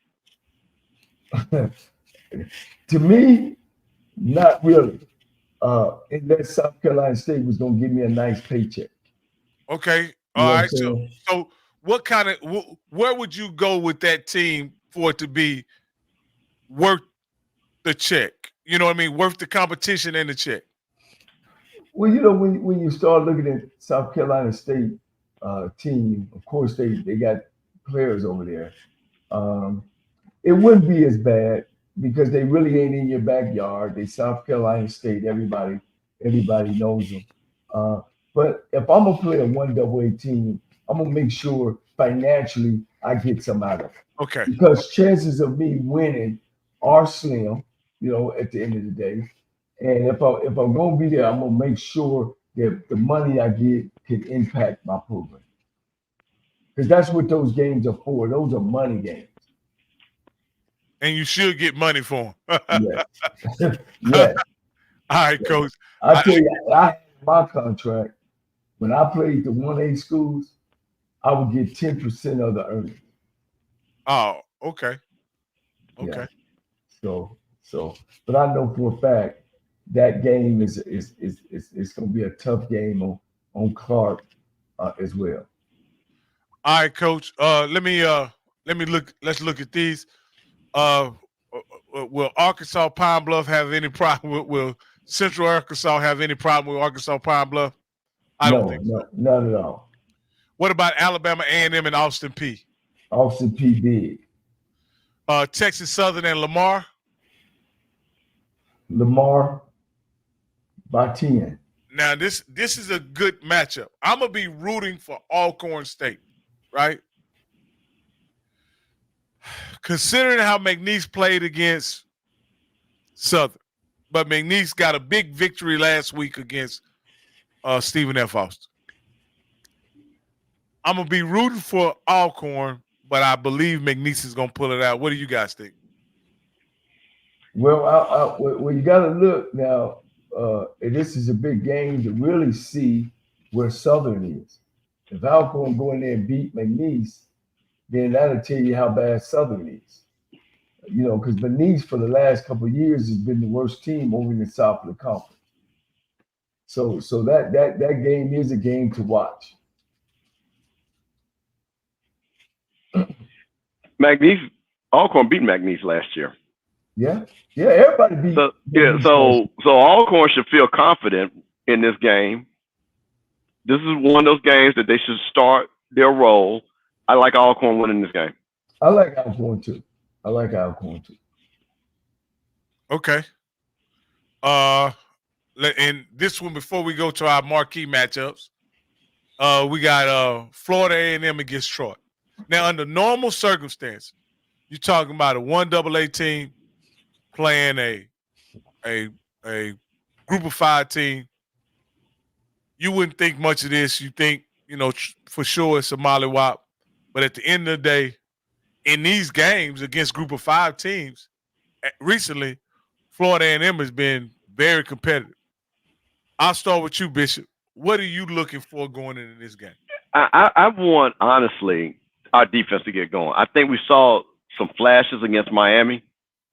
Thought the defensive line played better actually against Miami than what we played in the 2 previous games. I want to see the defensive line start to make plays to get in the backfield. Dane Richardson has proven that he can play. I mean, he's played on that level, so I'm not worried about his quarterback play. But I'm looking for the defense, because this is Florida A&M championship run is going to be determined on that defensive line. And as of right now, we just have not seen the consistency that we're looking at. They've recruited all these group of four players. These players are supposed to have talent. We want to see it. This is one of those games that they should talent-wise, we should not be that far. Again, I'm not expecting us to beat Troy, but I'm expecting us to, like I say, play well, like I say, to get ready for SWAC play. Let me ask you this here, and this is where we can kind of start this conversation that was on our slide. And I'm going to ask, because I know Bishop Campbell's kind of biased, but I ask Coach, from what we've seen, and you and I have seen Florida A&M up close and personal, right? Mm-hmm. From what you've seen in totality up to this point, is Florida A&M the number 1 team in HBCU football as it stands right now? They've done it on the football field, and I would say yes, number 1. Number 2, are they beatable? Yes. Number 3, are they the Florida A&M running the board like they did? No. Is it things that they definitely need to work on? Yes. They got a hole in their front defensive line. They give up a lot of rushing yards, and if you get a team that can run the ball some and throw the ball, that could cause Florida A&M a lot of problems. They still figuring out their offense. I think their offense is running smoothly, but I think it definitely is going to get better. And you'll see the points when they start putting things together, because the offense is always behind the defense. Let me ask you this, Coach. With where Florida A&M is now and the growth they're sealing, right? Can they become a dominant team in the SWAC and potentially be Black College National Championships? The thing about it, what Florida A&M could always do last year, even though they was explosive on offense, was stop people. You know what I mean? Let's face it. We talked about the quarterback last year. I didn't like him that much. He threw a lot of interceptions. He put the defense in a lot of bad situations, but they were able to make the plays when they made them. But their defense was stopped. You just wasn't gonna run over Florida.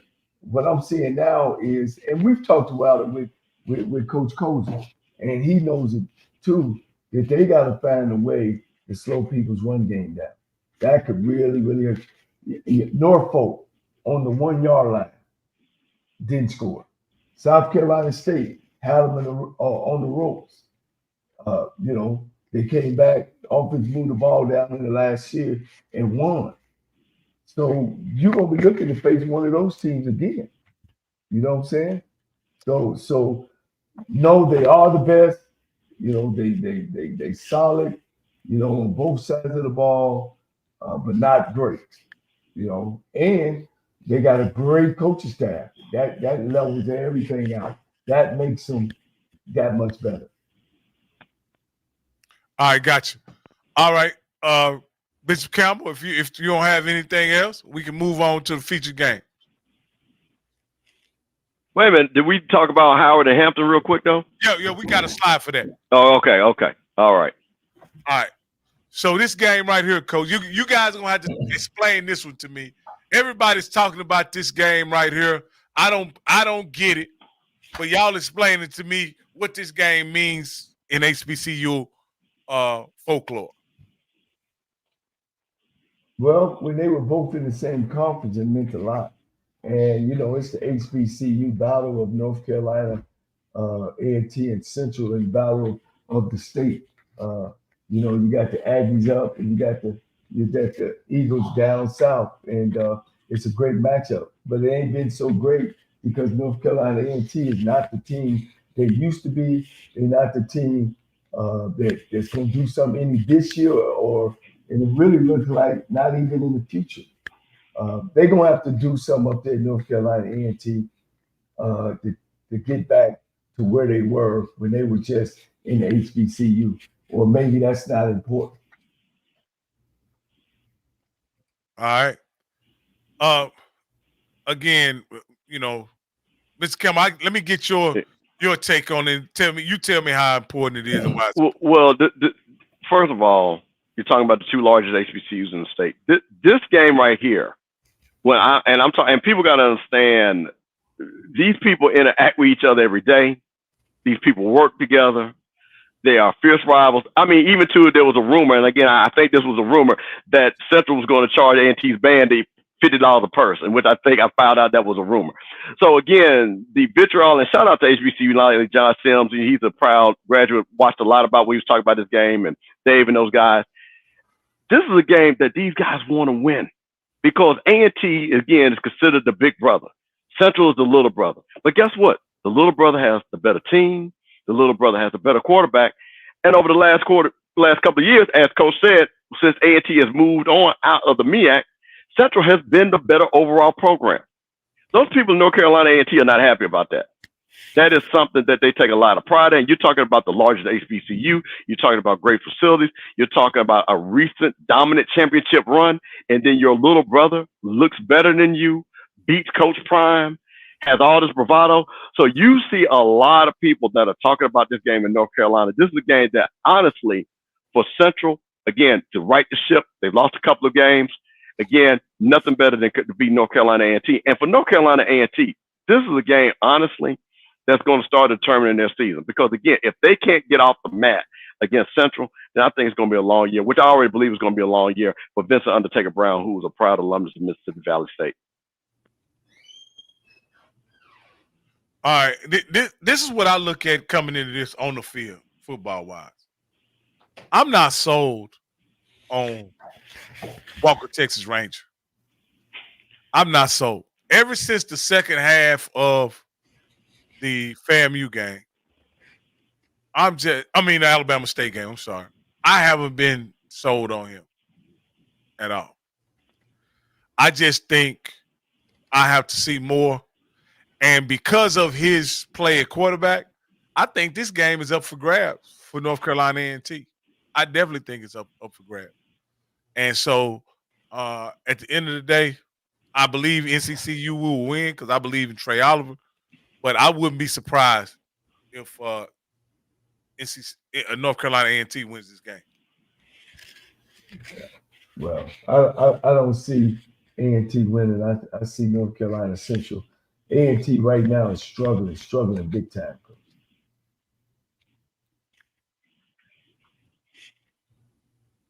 I agree. I think that's one of those things that, again, when you're looking at A&T, I just think they have not identified their identity. Again, they were a team that was built off the offensive defensive line during their championship runs.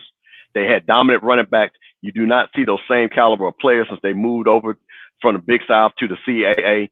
Again, I just think that Central, and we had, and once again, friend of the show, Trey Oliver, and I need to go to this game because he told me to come up there, and my Escalades would be put on bricks.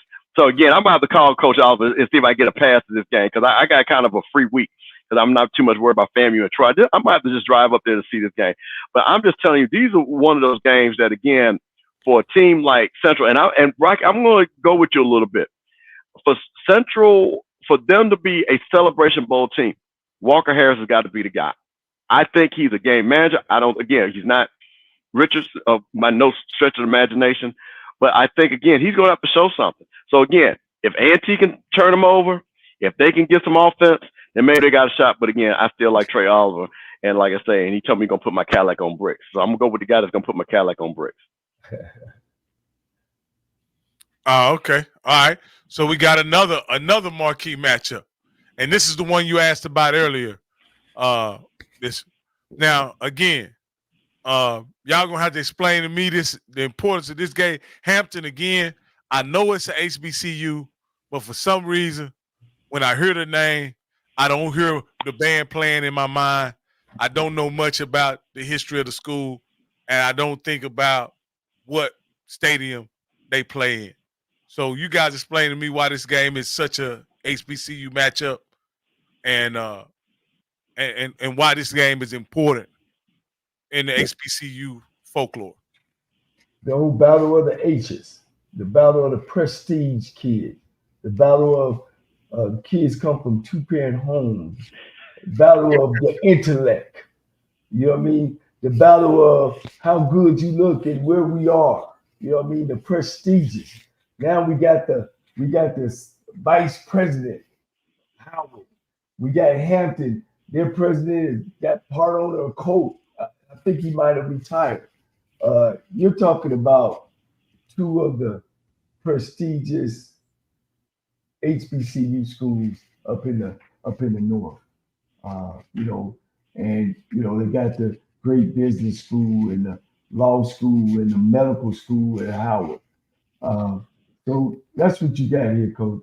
The ones that live up in the Hamptons, up in Martha's Vineyard. These type of kids that's there. But it's a great game. It will be a great game. I see both teams gonna battle it out. Man, you got to throw it up in the air. But if I had to choose one, I'm gonna go with the Bisons. They still got their coaching staff, and Hampton's still trying to find itself. The people in the chat are going off. They calling this the Bougie Bowl, the Battle of the Bougie. Now I understand. Y'all don't have to give me any more explanation. I know what this means. When you go to that game, you got to wear your sports coat with a scarf around your neck. With some checkered pants. But from a football standpoint, I got to take Hampton on this one, guys. Hampton is like what I've said. I think they've had the better outings, and I just got to think Hampton is gonna win this game, using that offensive line to dominate Howard in a similar way that they dominated Norfolk State. This is a game, and we're making fun of, like I said, we're talking about two great universities, academic-wise, again, considered one of the Black Eyes. But, Coach, this is a good game football-wise, and this is a good measuring stick for both teams. If I'm sitting up here, even though this, again, has no conference affiliation, but if I'm Howard, this is a test game for me to see what I'm going to do going into MEAC play. Once again, I've looked at what Hampton did to my MEAC brethren of Norfolk State. They ran the ball. Zealous played well. Their running back played well. Howard, can their defense stand up against that offensive line that Hampton looks like they've got going? So for me, this is one of those things that I believe that Howard really wants to win this game. This game is in D.C., played at Audi Field. So again, I think this game is going to be close. But I'm going to tell you something. I like Hampton's quarterback a little bit better, and I like their running game a little bit better. I'm going to go with Hampton doing a close one. Okay. Now, let me say this. What do you have, Coach? Oh, I'm going to go with Howard. Okay, let me say this. If Hampton is able to pull this off, considering Morgan State was able to start the season off with a victory, does this make Morgan State the front runner in the MEAC going into the regular season, going into conference play? I would definitely say yes. You got to win on the football field. We could talk this talk on the show, but everything is won and decided in those lines, 53 yards wide and 100 yards long. That's where it's decided at. Okay. Hey, this is a good one too. We got one more game left over after this one. But this is to me a great matchup. And let me kind of set this up, and y'all can give me y'all impressions of it as well. Like, this is, to me, what we've seen so far in this season is we see the Jackson State program growing each and every game. We see Grambling almost being kind of up and down in their season, right? But when you look at these two teams, this game could really propel them to that next echelon of competition. Like, it can solidify them as one of the. If Grambling wins this game, they obviously are one of the top teams in the West, no doubt about it. Jackson State wins this game, they can solidify themselves as one of the better teams and probably are going to decide what happens on the East, right? So I also, if either one of these teams lose, it could also redefine what I think Jackson State is if they loses this game. And if Grambling loses this game or doesn't have a good showing, it could make me reassess what I believe I saw, against Tuskegee and against, I forget who they played, Tuskegee. So that's what I'm saying. Where are these programs going, Coach? I think for Grambling, this could be a program-defining program. Let me ask you this here, Bishop Campbell. Would this be the best win Grambling has had in about 4 years if they were able to pull this off? Oh, 100%. See, for me, this is the epitome of SWAC football. We're talking about Hall of Fame programs. We're talking about story programs. When these two teams played, you saw pros on both sides, offense, defense, legendary coaches. This was a game that was 100% about football. Nobody talked about the band. You want to talk about no dance because you saw pros. I'm excited about this game because for the SWAC to be good, these teams need to be good. Jackson State back on the rise after Coach Prime coming in, TC Taylor taking over, bringing it. And I'm hoping for Mickey Joseph to bring the pride back to the G because we need Grambling to be good, even though this is a non-conference game. But we're talking about, and I'm telling a lot of people, the last time Jackson State, other than the COVID season, was down here, I actually sponsored Grambling. They played them at night, just like they're doing, 7 p.m., down in the hole. Jackson State lost that game. Grambling was on their run during that time. And what I'm going to tell people is this. That hole at night is special. That game is going to be sold out. The AD's already talked about it. I think Grambling is going to be in there. We're going to hear a lot of GSU. I think the Jackson State people are going to drive down I-20. I think their side is going to be packed. And I think this is going to be, Coach, and this is going to be one of those great all-time SWAC football games where everybody is ready to go. I think Jackson State will win this game, but I think Grambling is really going to play and show this to be a springboard where even if they lose, I think they can get a moral victory saying how tough they play Jackson State. I'm looking for Grambling to play this game close. I'm going to even put a score out there. I'm going Jackson State 28, Grambling 21. Well, I'll say I think it's going to be a high-scoring game, and like you say, this is one of those old traditional matchups. Both teams are 2-1. They're meeting at the right time. You got two popular coaches. Mickey Joseph being a Louisianian is good. TC Taylor being a Jacksonian as well, and has played for Jackson State. You got two great offensive minds, in TC Taylor and Dooley. I think you couldn't ask for a better matchup, and I'm looking forward to see it. I tell you, I'm gonna take Jackson State. I'll take Jackson State over Graham. Coach, I want to piggyback on something. This is a game we talked about. Remember this: Grambling has the preseason all-SWAC quarterback, Miles Crawley. This is a game, and like I say, people have said that Coach Dooley, because now he doesn't have to worry about the whole team. He's an offensive coordinator. That's really what he does best. This is a game that, again, if Miles Crawley wants to be that all-SWAC quarterback, this is where you make your money at. This is where you come out, where you show that you can throw the ball around the yard. They got Robinson, the kid, is an outstanding wide receiver at Grambling. So, again, they've got the connection there. Again, I just think Jackson State is just too talented on both sides of the ball. That's the reason why I believe they will win this game. But, again, these are the games. I want to see Miles Crawley come up and have a big game. I want to see him and Jacoby and Morgan really challenge each other and say, you done something, I've done something, you do it good, I'm going to do it better. That's what I really want to see out of Miles Crawley also. Yeah. It's good. It's gonna be a good one, Coach. And I'm anxious to see it. And next week it'll be our headliner game. Yeah, I'm looking forward to this game as well. Coach, I think this game has the recipe for a high-scoring shootout with Jackson State's ability to run the football, coupled with Grambling's ability to pass the ball. And last week you saw some vulnerabilities in Jackson State's pass defense. I just look for this to be a great game, a clash of a dominant running team against a team that can really spin it. But I have to go with Jackson State on this. I think they've played the more formidable competition.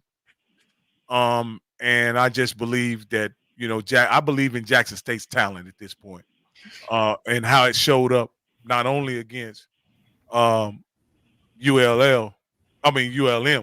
but actually how it showed up against Southern. Yeah. You got two guys that's battling. They both know they need to win. To keep that momentum going, because after this game they get into league play. So this one is very, very important, and it could play a role in the tiebreaker, meaning whoever Jackson State play on the other side, even though it's out of conference, it might come down to a tiebreaker game.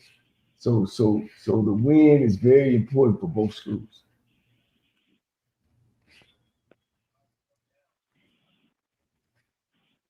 All right.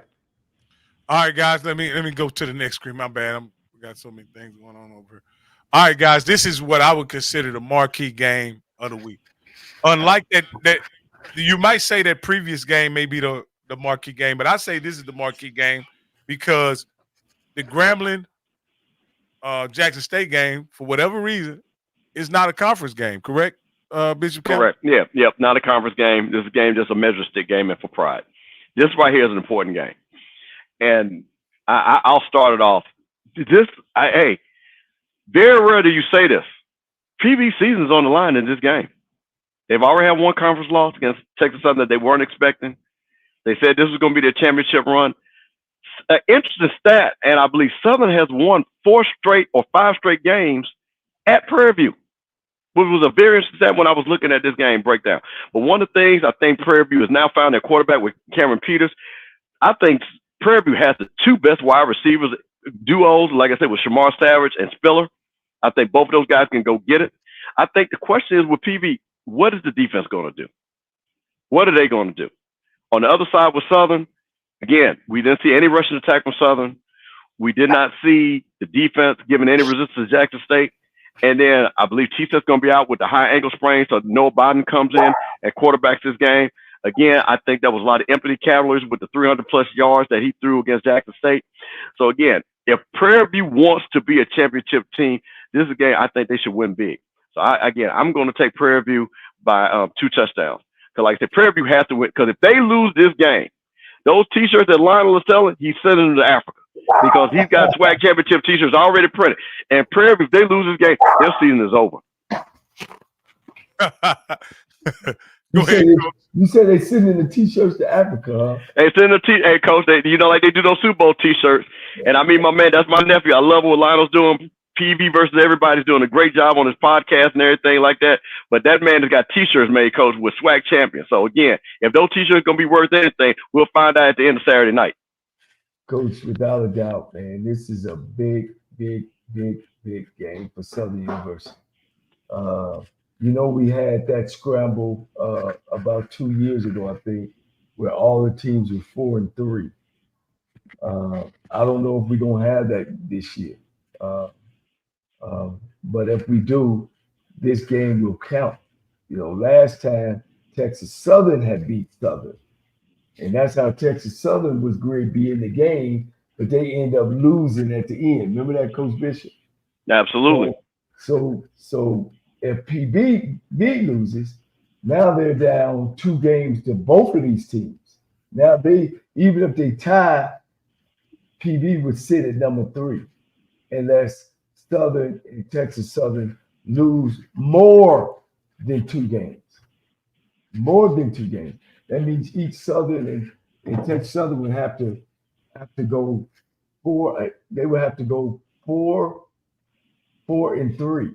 No, they would have to go 3-3. And then it's gonna be tough. It's a good matchup. Southern is struggling on the offensive side of the football, as well as stopping people on defense, not being consistent. Prairie View laid an egg at the Labor Day Classic. They didn't know whether they were a passing team, running team, defense stuff. Was able to come back and beat a good team last week. Both teams will see where they are. The loser of this game should start getting ready for next year, I think. I 100% agree on that, Coach. I just think this is one of those games. And again, I listened to both coaches during the coaches call. And one of the things that Coach McDowell was just telling his players, do your job. That's one of the things he started talking about. He started preaching. So I think this is going to be one of those weeks where Coach Bubba McDowell talks about fundamentals, talking about, hey, Coach, the old school, just blocking and tackling. I think that's really what's going to be key for Prairie View. Again, they've got playmakers. They've got their quarterback that they've solidified with Peters. Again, they've got the wideouts. Again, can they just do fundamental football? Fundamental football will win this game. I think Coach Graves and them, like I said, I think that Southern program after the Jackson State loss, I think there's a lot of finger pointing. I think they were looking for T-Set to be the savior. I think, again, the kid's not going to be there. And again, I'm just not told on no about it. I just think that, again, he's not ready to be a primetime quarterback. And I'm really shocked by that because we had high hopes for him when he came into the SWAC. Yeah, without a doubt. I mean, take Coach Graves, they've dug a hole for themselves. And, as a young head coach, or let me say a new head coach, because he's been around, you got to go find the answer.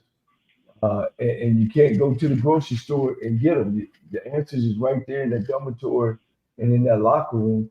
And you got to be able to put some things together to start putting some scores and some stops as well. So they got their work cut out. Both teams are kind of battling and trying to find out who they are. At this late in time, the thing that Prairie do have over Southern is that Coach Bubba McDowell has been there. He has this footprint in that program, as if Southern is starting all back over under the leadership of Coach Graves. The way I think about this game is PV season right now is really boiled down to two games. One this week and one next week. One playing Southern, and I think it's potentially at a really bad time right before the State Fair Classic. And Southern, if they come in with a sound game plan, they possibly could pick PV off with them looking ahead to the State Fair Classic. But something is telling me PV won't be looking past Southern. They can't. Considering what Bishop Campbell said earlier, is that they've lost 5 consecutive home games to Southern.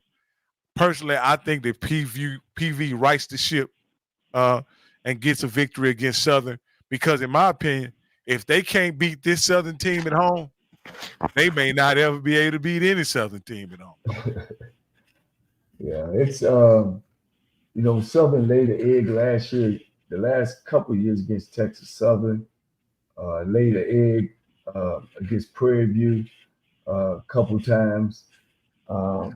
It's big. It's big, So I'm looking forward to it, man. I'm really looking forward to that matchup.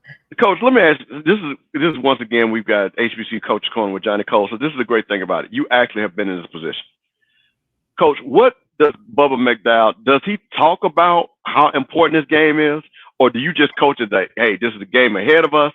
Or does he say, hey guys, if we want to be SWAC champions, this is a game we got to have? How do you play that, Coach? Or it depends on the makeup of your team. What would you do in this situation? Well, definitely got to coach the game one week at a time and not 2 weeks. I think about my experiences. It's about focus. It's about where your kids are. I'm a big disciplinarian. We're not going to do anything different. The kids know, how we don't dress, what we don't wear, how we don't look if we're traveling, what time to be where they are supposed to be at this time. You would get a good feel. I don't know what's happening on both campuses. Are the kids going to class? Are they coming to breakfast, mandatory breakfast? Are they getting in the weight room on time? Do I got the right trigger man? I struggled my championship year with I had a kid that wasn't a passer, but he was a great athlete. He's athletic. Do I stay with him or do I move? I stayed with him because, like we talked before in other shows, I don't believe in the 2 quarterback system. I believe that this kid can make it happen and get us where we can get. And I didn't hold the playbook back from him. because we were just that good defensively. We finished #1 in the nation. So I just kind of stayed with the plan, made sure I had enough explosive plays to be able to get in the end zone. So, and that's what I focused. I just focused straight on the game there. I didn't focus on down the line, and we were able to be successful in running the tape. Yeah, Coach, that's awesome.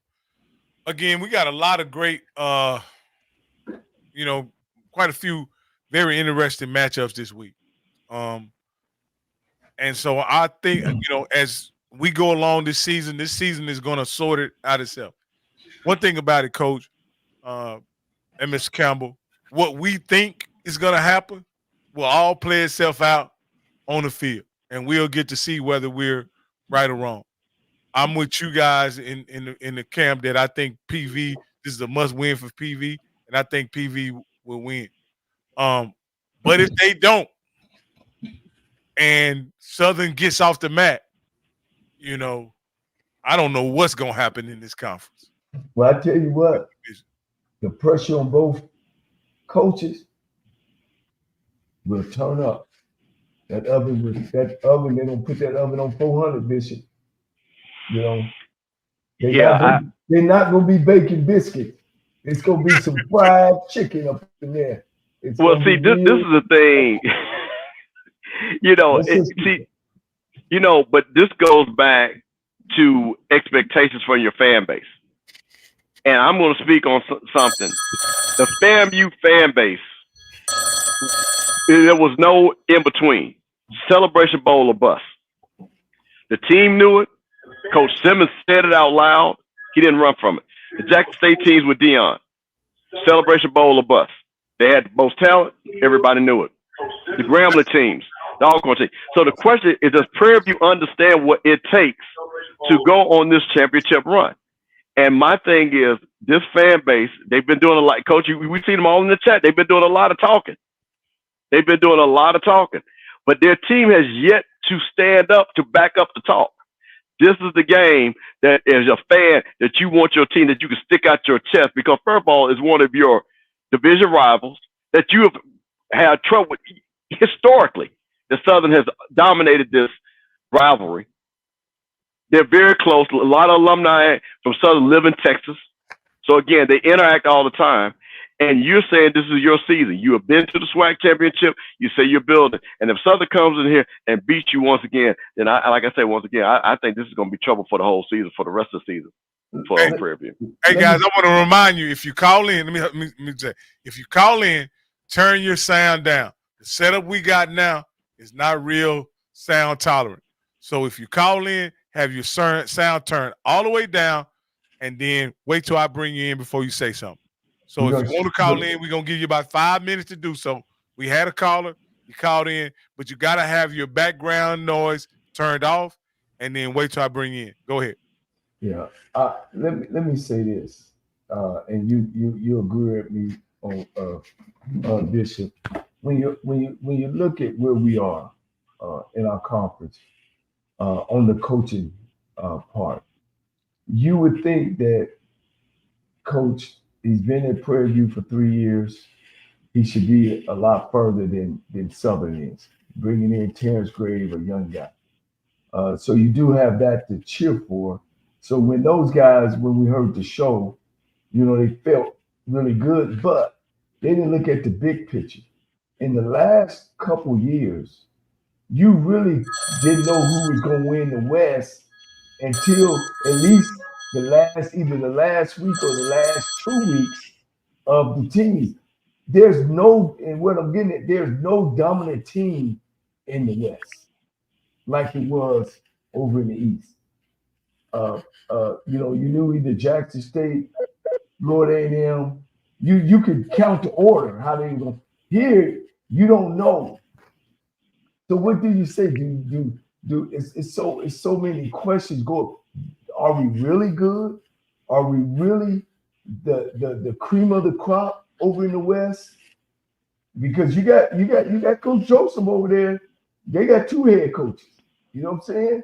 You can't be limping. I don't think this year it's going to be another 4-3 run, and you got 4 teams or 3 teams with 4-3 records. Hey, Coach, we got a couple callers. Let's go ahead and take this call right quick. Okay, good. Hey, callers, let me get my man right here. Hey, caller, you're live with the last 45119. You're live on HBCU Coach's Corner. Hey, Rocky, how you doing, man? Hey, what's going on? All right. Hey, this is A&T Roy. My guy. Yeah, what's up, Steve? What's going on, man? Hey, listen, man. Hey, man. Let me listen. This guy right here is an Aggie through and through. He has been there with the good times, and he's definitely been down there with the bad times. Hey, man, tell us what's going to happen in this game this Saturday. All right, so I want to give y'all some more information beyond that, but I also want to say, hey, Coach, how you doing? Good. I'm ready. Great. Thank you. All right. So let me give y'all the rundown of what's going to happen in this game Saturday. So North Carolina Central is not going to run Devious Richard out on that field this coming Saturday. He is arguably, probably in many people's minds, the best quarterback they've ever had. When you talk about being able to throw the ball and to run the ball. They had a kid back in the 80s named Aaron Harvey, who was probably their best passer, but Devious Richard, man, he's a game changer. So I think the quarterback situation this year is maybe a wash, but we might have a bit of an advantage because our quarterback is much more mobile than Walker Harris. And they probably throw the ball about the same. So I think that big advantage that they had last year, and matter of fact, the last 2 years is gone. And our team is a bit older, a bit bigger than what we were last year. I think we're going to go down there and take this football game. Well, A&T Roy, how do you explain the tussle they had with Division II team Winston-Salem? Well, the only thing I can say is I think we overlooked them. We're going to beat these chumps. They're a D2 team. But now I will also say I think Winston probably has a better team than many people thought they would have this year. So I think the combination of them being a bit better, it being a rivalry game, and us basically overlooking them probably played a big role in what happened. All right. Well, hold on real quick. Let me ask you a question. You talked about your quarterback. So we saw what Andrew Body did against Central. So are you looking for your coach, Coach Brown, where he's going to, like I say, what Coach talked about, some naked boots, some rollouts and things like that? Are you looking at this what you're saying that your quarterback can try to accomplish, because we did see that the quarterback was effective running against Central. So is that what you're telling us that could happen in that game? Well, I think we got a very good chance of doing that. Matter of fact, his name is Kevin White. He did a bit more running in this last game than what he had done in the earlier games, because based on what we can tell, the coaching staff was really trying to have him work on his passing game as much as he could, but definitely know that he can run the football. And matter of fact, he's a 10-2 100 meter or 200 or 100 meter or something like that. So wow. He's really fast. But they've been trying to make him work on his passing game. And so maybe we'll see him open it up a bit more in this game, even more than what we did against Delaware. 10-2. That's something. Now, bro, one other thing. Clear it up for the fans. Are them folks charging y'all band to come down there or not, man? Clear that up for the people. Well, what I heard is that because our band is so big, that we're going to take up more space than what they would normally have for a band that comes. And so they were, now I don't know 100%, but I heard from what I think is a good source that they were charging us for the extra space, not the regular space that they have for bands. Maybe what they charging y'all, and they just added up per person. Like if you said, okay, we'll charge you extra $1,000 per. When we bring in such, that means that's $50 per person. Maybe. But bro, I just got a question, because this is for the band. But haven't y'all played in that stadium before and brought the band before, and this never been a problem? Well, I would say I think somebody said our band is the biggest band we ever had. Okay. So Okay. I don't know what all that means, but yeah. Hey man, hey, boy, you know what that means when somebody say they got the biggest you ever seen. You know what that means, Roy. He slid that in there. He slid that in. You got to watch Roy. He slid that in there, Rocky. He knew what he was saying. So Roy, let me ask you a question. You still there? Yeah. How are you guys going to do in your conference? Well, so this is really why I called, because I wanted to kind of give you guys a bit of assistance on who we are, what we're doing, and where we're at. So let me say this. It was years in the making for us to lead the MEAC. I think back in 2015, we were having conversations around, man, we got a lot of expenses. And the big thing about the MEAC was we really wanted them to, we saw as a really big expense that we had, and that was travel.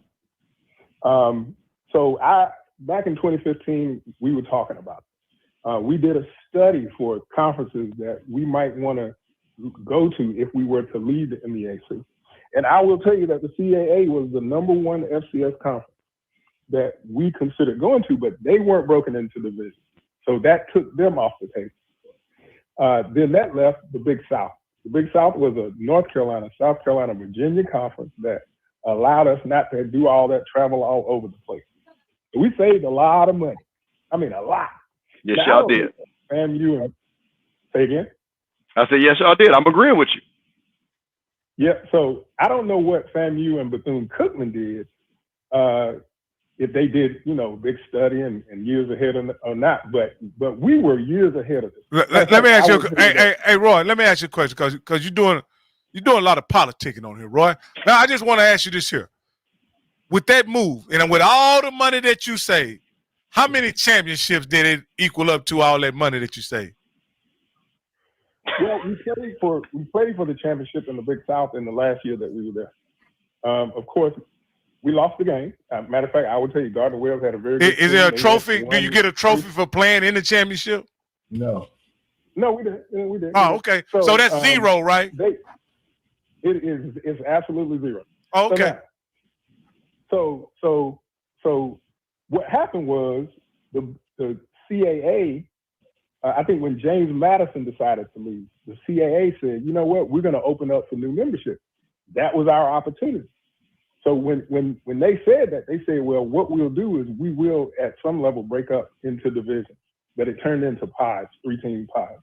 So, hey, we took the opportunity, and our athletic director and board of trustees said, we know we're not at the level we need to be at in this conference at this time, but we're going to go ahead and take this opportunity while it's presented itself.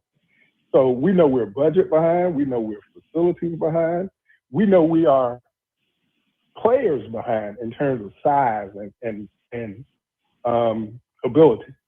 So yeah, we're taking some lumps right now. Can I stop you right there? So have the money you saved equal up to how many national championships y'all won? They won 4, Coach. Troy said the greatest run in HBCU history. 4 HBCU national championships. Enrollment shot up, what, 300-400%? Y'all became the largest HBCU school. That means money. Tell me, was the money that you saved worth the money that you're now losing because nobody comes to the games? And when you travel, nobody goes to the game? That's not true. Okay. Hey, Roy, so y'all crowds are the same as when y'all won all those championships, Roy. Roy, let me. I'm gonna pull a picture and show you it ain't. Roy, this is what I'm saying. Y'all like that black family who has the best house in the black neighborhood, eats the best food, and got the best cars, and y'all move out to the suburbs and buy a big brand new house in the suburbs, only to find out it costs you twice as much to live there, so y'all end up eating bologna and potted meat and crackers the whole time y'all living in that house. Don't have no furniture in the living room, Rocky. No furniture. That front room is empty. And they done went from 2 Cadillacs to 1 Toyota Corolla. In the pool they bought, it stays green. Yeah, so let me say this. I mean, I get all the skepticism about what we're doing, but let me say this. Okay, hold up, Roy. See, you politicking again, Roy. This ain't skepticism. This is reality that we're talking. Y'all went from being one of the best HBCUs in the country to not only non-competitive in the HBCU space, but y'all not even competitive in the field that y'all are trying to be in, and y'all went in there knowing you weren't ready. Okay, let me say this last thing. So considering where you are in the HBCU space, and considering where you are amongst your peers in your conference, isn't it a net loss? Well, that's if you look at it at this point in time, and this being our second year. I mean, where else you want us to look at it? Well, that's what I'm saying is we know we got some building to do. But let me go back to what Coach said. Coach, let me tell you this. Enrollment at North Carolina A&T is continuing to grow. We broke another record this year. We're over 14,000. Okay. We had over 47,000 applicants for North Carolina A&T. I will tell you that our Aggie Athletic Foundation giving has more than doubled. But we talking about practice, man. What are we talking about? Practice? But we talking about practice, man. What are we talking about? Upgrade our facility. Practice? We have plans. We have added a nutritionist full-time. We have a full-time strength and conditioning staff that just came on this year. I just hope we can win a game. So what you're going to see, hey, man. Playoffs? I just hope we can win a game. So what you're going to see is that we're getting ready to grow and be more competitive in this conference because we are putting in the infrastructure in order to be able to participate. But we talking about practice, man. What are we talking about? Practice? Hey, so what I'm trying to tell you all is that we're just in our second year. We haven't played conference. But we talking about practice, man. What are we talking about? We're going to practice. We're going to beat North Carolina Central this coming weekend. We're going to beat South Carolina State. Then we're going to possibly win a few games in the CAA. Okay.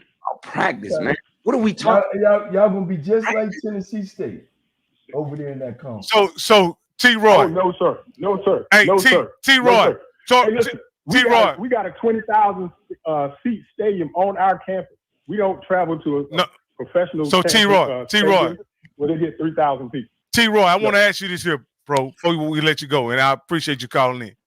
So today, are you better off than you were 4 years ago? Today, I'm talking about on September 17th at 11:27 Eastern Time. Is North Carolina better off today than they were 4 years ago? Not on the football field. Where y'all better at? So I want to tell me where y'all better at. I just named the stuff. Hey, can I ask you something? Can I ask you something, Rob? Let me say this. Let me say this. Rob, let me ask you something. Budget has increased by $2 million. Rob, let me ask you something. Rob, we talking about practice, man. What are we talking about? So what we're doing is putting things in place in order that our football team wins. And let me tell you something else. You're going to see a big improvement in men's and women's basketball this year. See, guys, this is what happens when these non-athletic folks get in a room together and talk about money, ghost money that we can make, instead of having the money and grow where you are. You know, the enrollment is up because of football. Annual giving is up because of football. People want to go to A&T was because of football. But I guarantee you guys, if they don't win there, that enrollment going to start going other way. I guarantee you.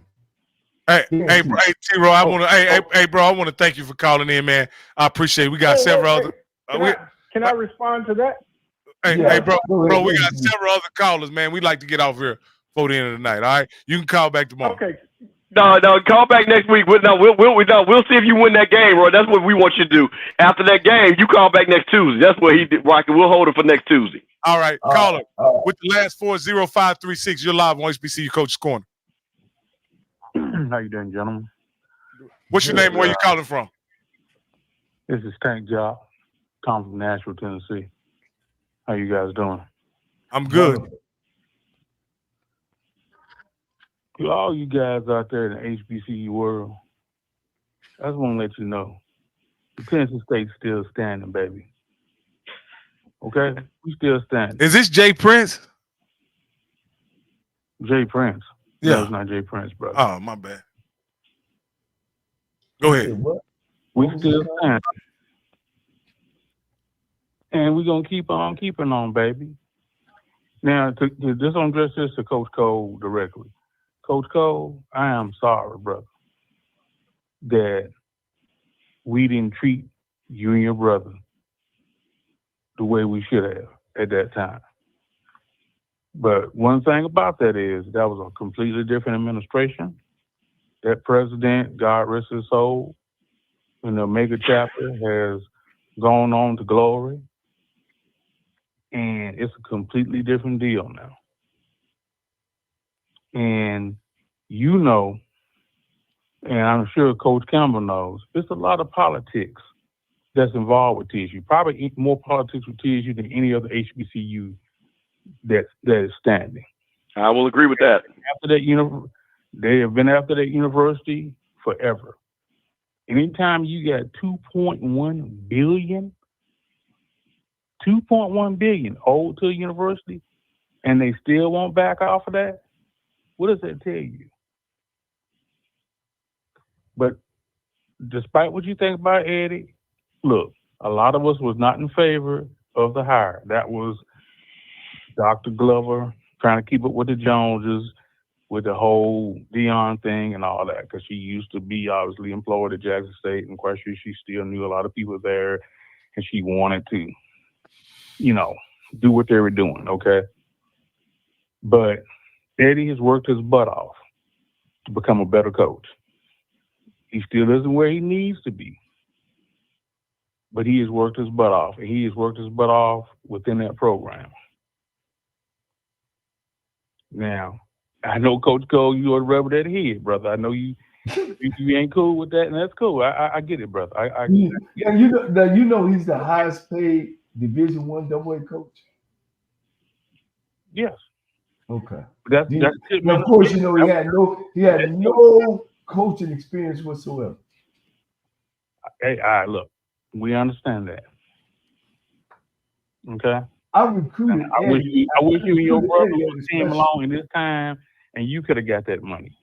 But that's neither here nor there. We can't change the hands of time. We can't go back in time and change that. What's your name again, sir? You can correct it. I'm just saying, my name is Tank Job. Tank Job. All right. Tank Job.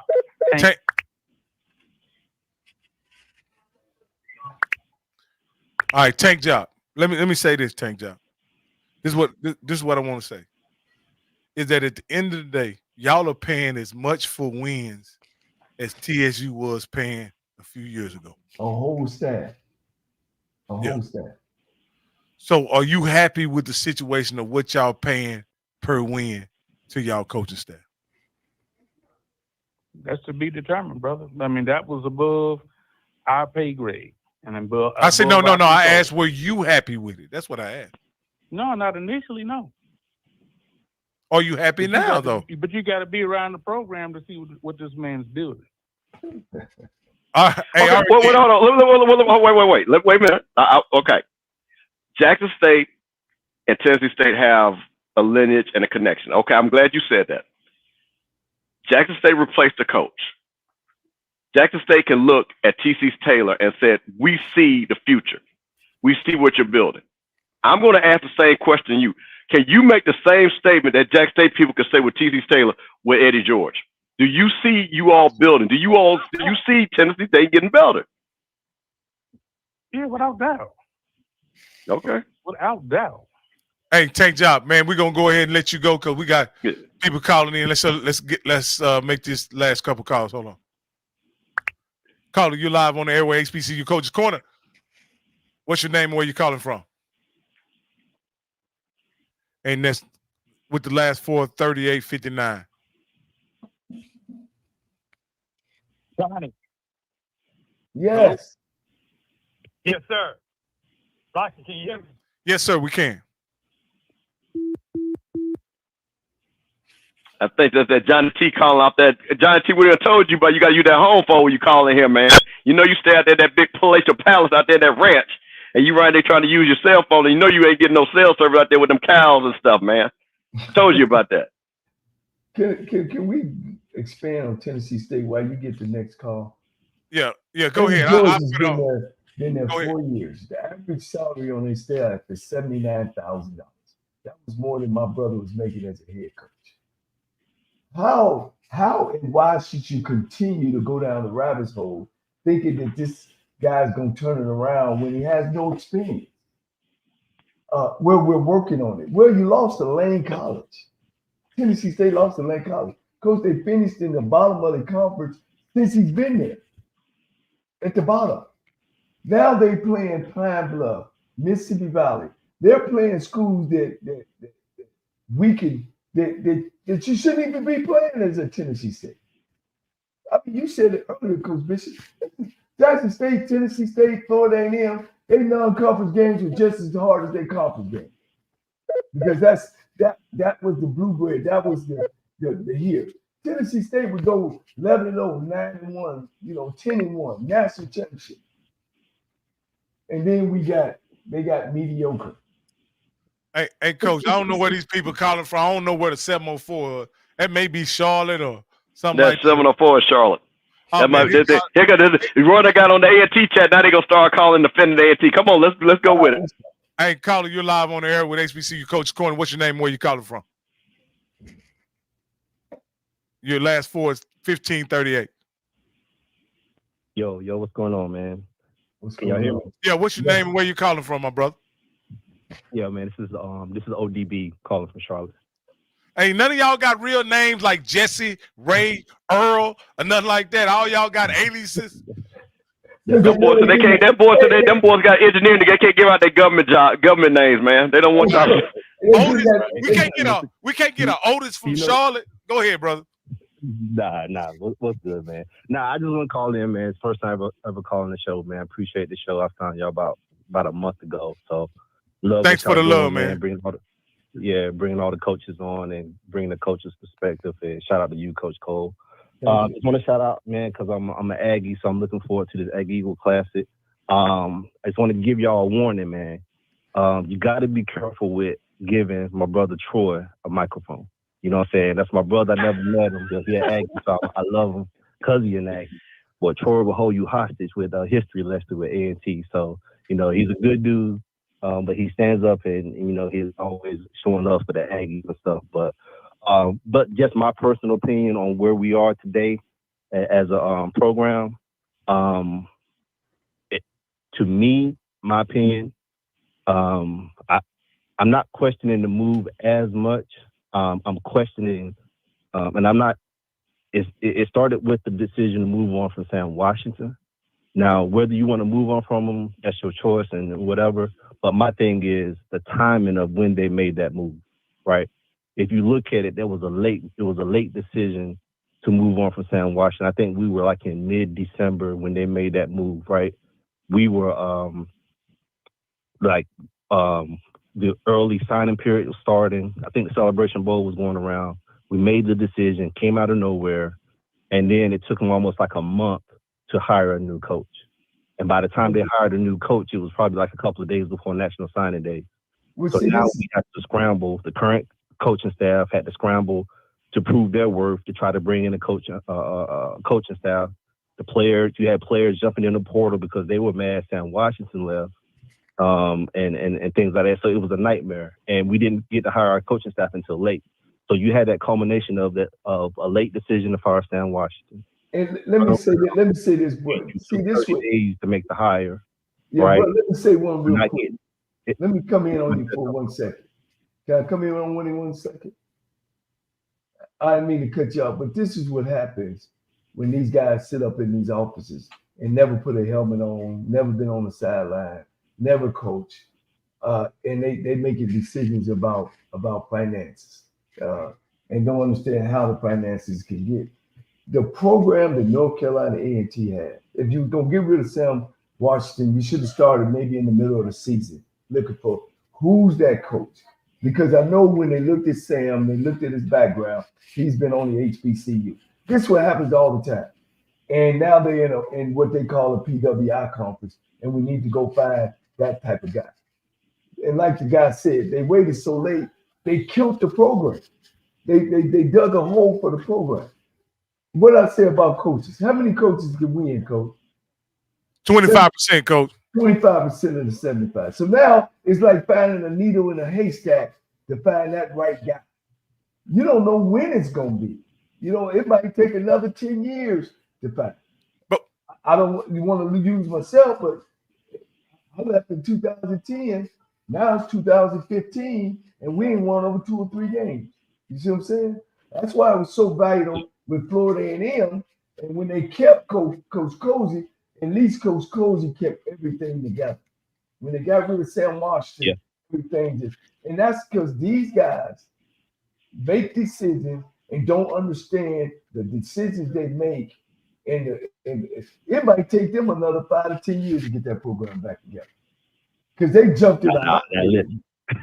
Go ahead. Now you can't be saying 5, 10 years. We ain't got patience for that. Well, I'm letting you know. Well, ODB, the issue is winning ain't on nobody's timeline but the winner. You understand what I'm saying? And so what has to happen, and I'll tell you guys this. This ain't got nothing to do with HBCU. This is just football. If you're gonna win at football, you gotta hire a winner.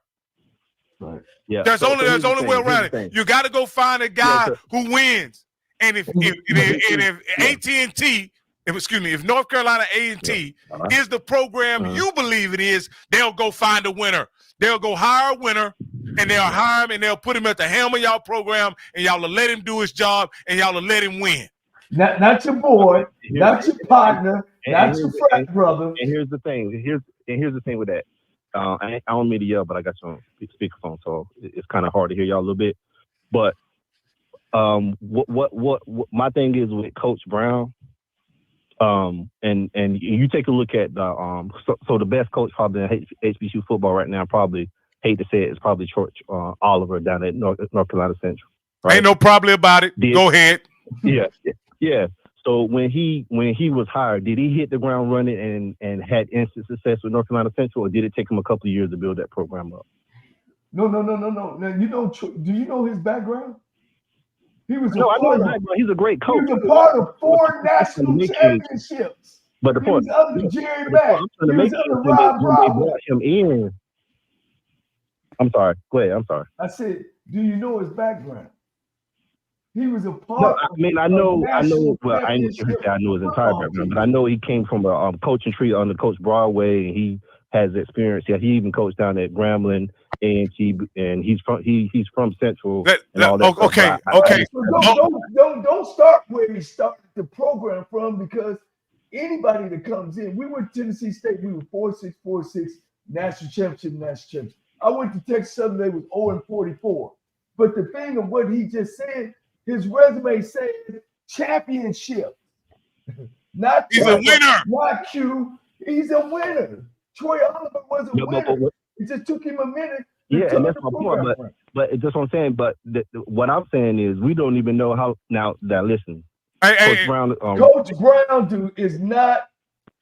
Brown did not come from a winning championship tree, and he's a first-year coach. He's never. I don't think he's ever been a coordinator. Yeah. No, I'm not disagreeing with that at all. That's what I'm saying. But what I'm saying is, he's truly only in his first year, because his last year was a complete wash because he was a late hire. So he's gonna need another year. If he doesn't turn around by the end of next year, he's gonna be. So I'm gonna tell you this. He's not gonna turn around, and y'all gonna be looking for another coach next year. I can predict the future because you didn't hire what coach? A winner. That's all. What I'm saying is, you think Alabama is gonna try a guy out? You think the University of Georgia is gonna try a guy out? Huh? You think why do you think everybody go to Alabama and get Nick Saban's coaching? Because they come from a championship program. Why do we think that, coach? I don't know. So this is what I'm saying. If A&T is the program that they believe they are, and they come from the pedigree that they believe they are, they should walk in to whoever is the best HBCU coach or the best coach that they feel fits their program, and they walk in with a check and a key to the office. That's right. And you get him to come there. Yeah. You don't have to come in there hiring a guy you think can do it. I hope he can turn us around. I think the main reason why, like you guys talked about it before, I think the main reason why they went with Brown because he came from a program that had several when he was all part of that program. But granted, like you said, he was never a head coach, so that what should have been a red flag in the hiring process. He has the background of being on winning programs, and that's what stuck out to him because ultimately, at the end of the day, has he won national championships, Coach? Has he won national championship? He has, under the University of Richmond. When they won a national championship, he was I think he was the defensive coordinator on the University of Richmond when they won the national championship. I think he was a linebacker coach. I think it was Williams and Mary, but he was a linebacker. He was a DC at William and Mary, but I think he was a linebacker coach at Richmond. Yeah. Hey, ODB, we're gonna take our last call, man. Thank you for calling in.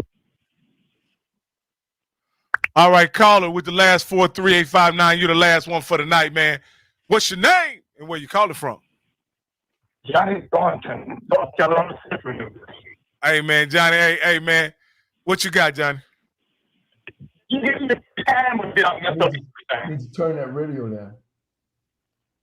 Yeah, I think he's Rocky. Yeah, I hear you, man. Okay, listen. I'm just gonna speak about them Aggies, man. He did practice.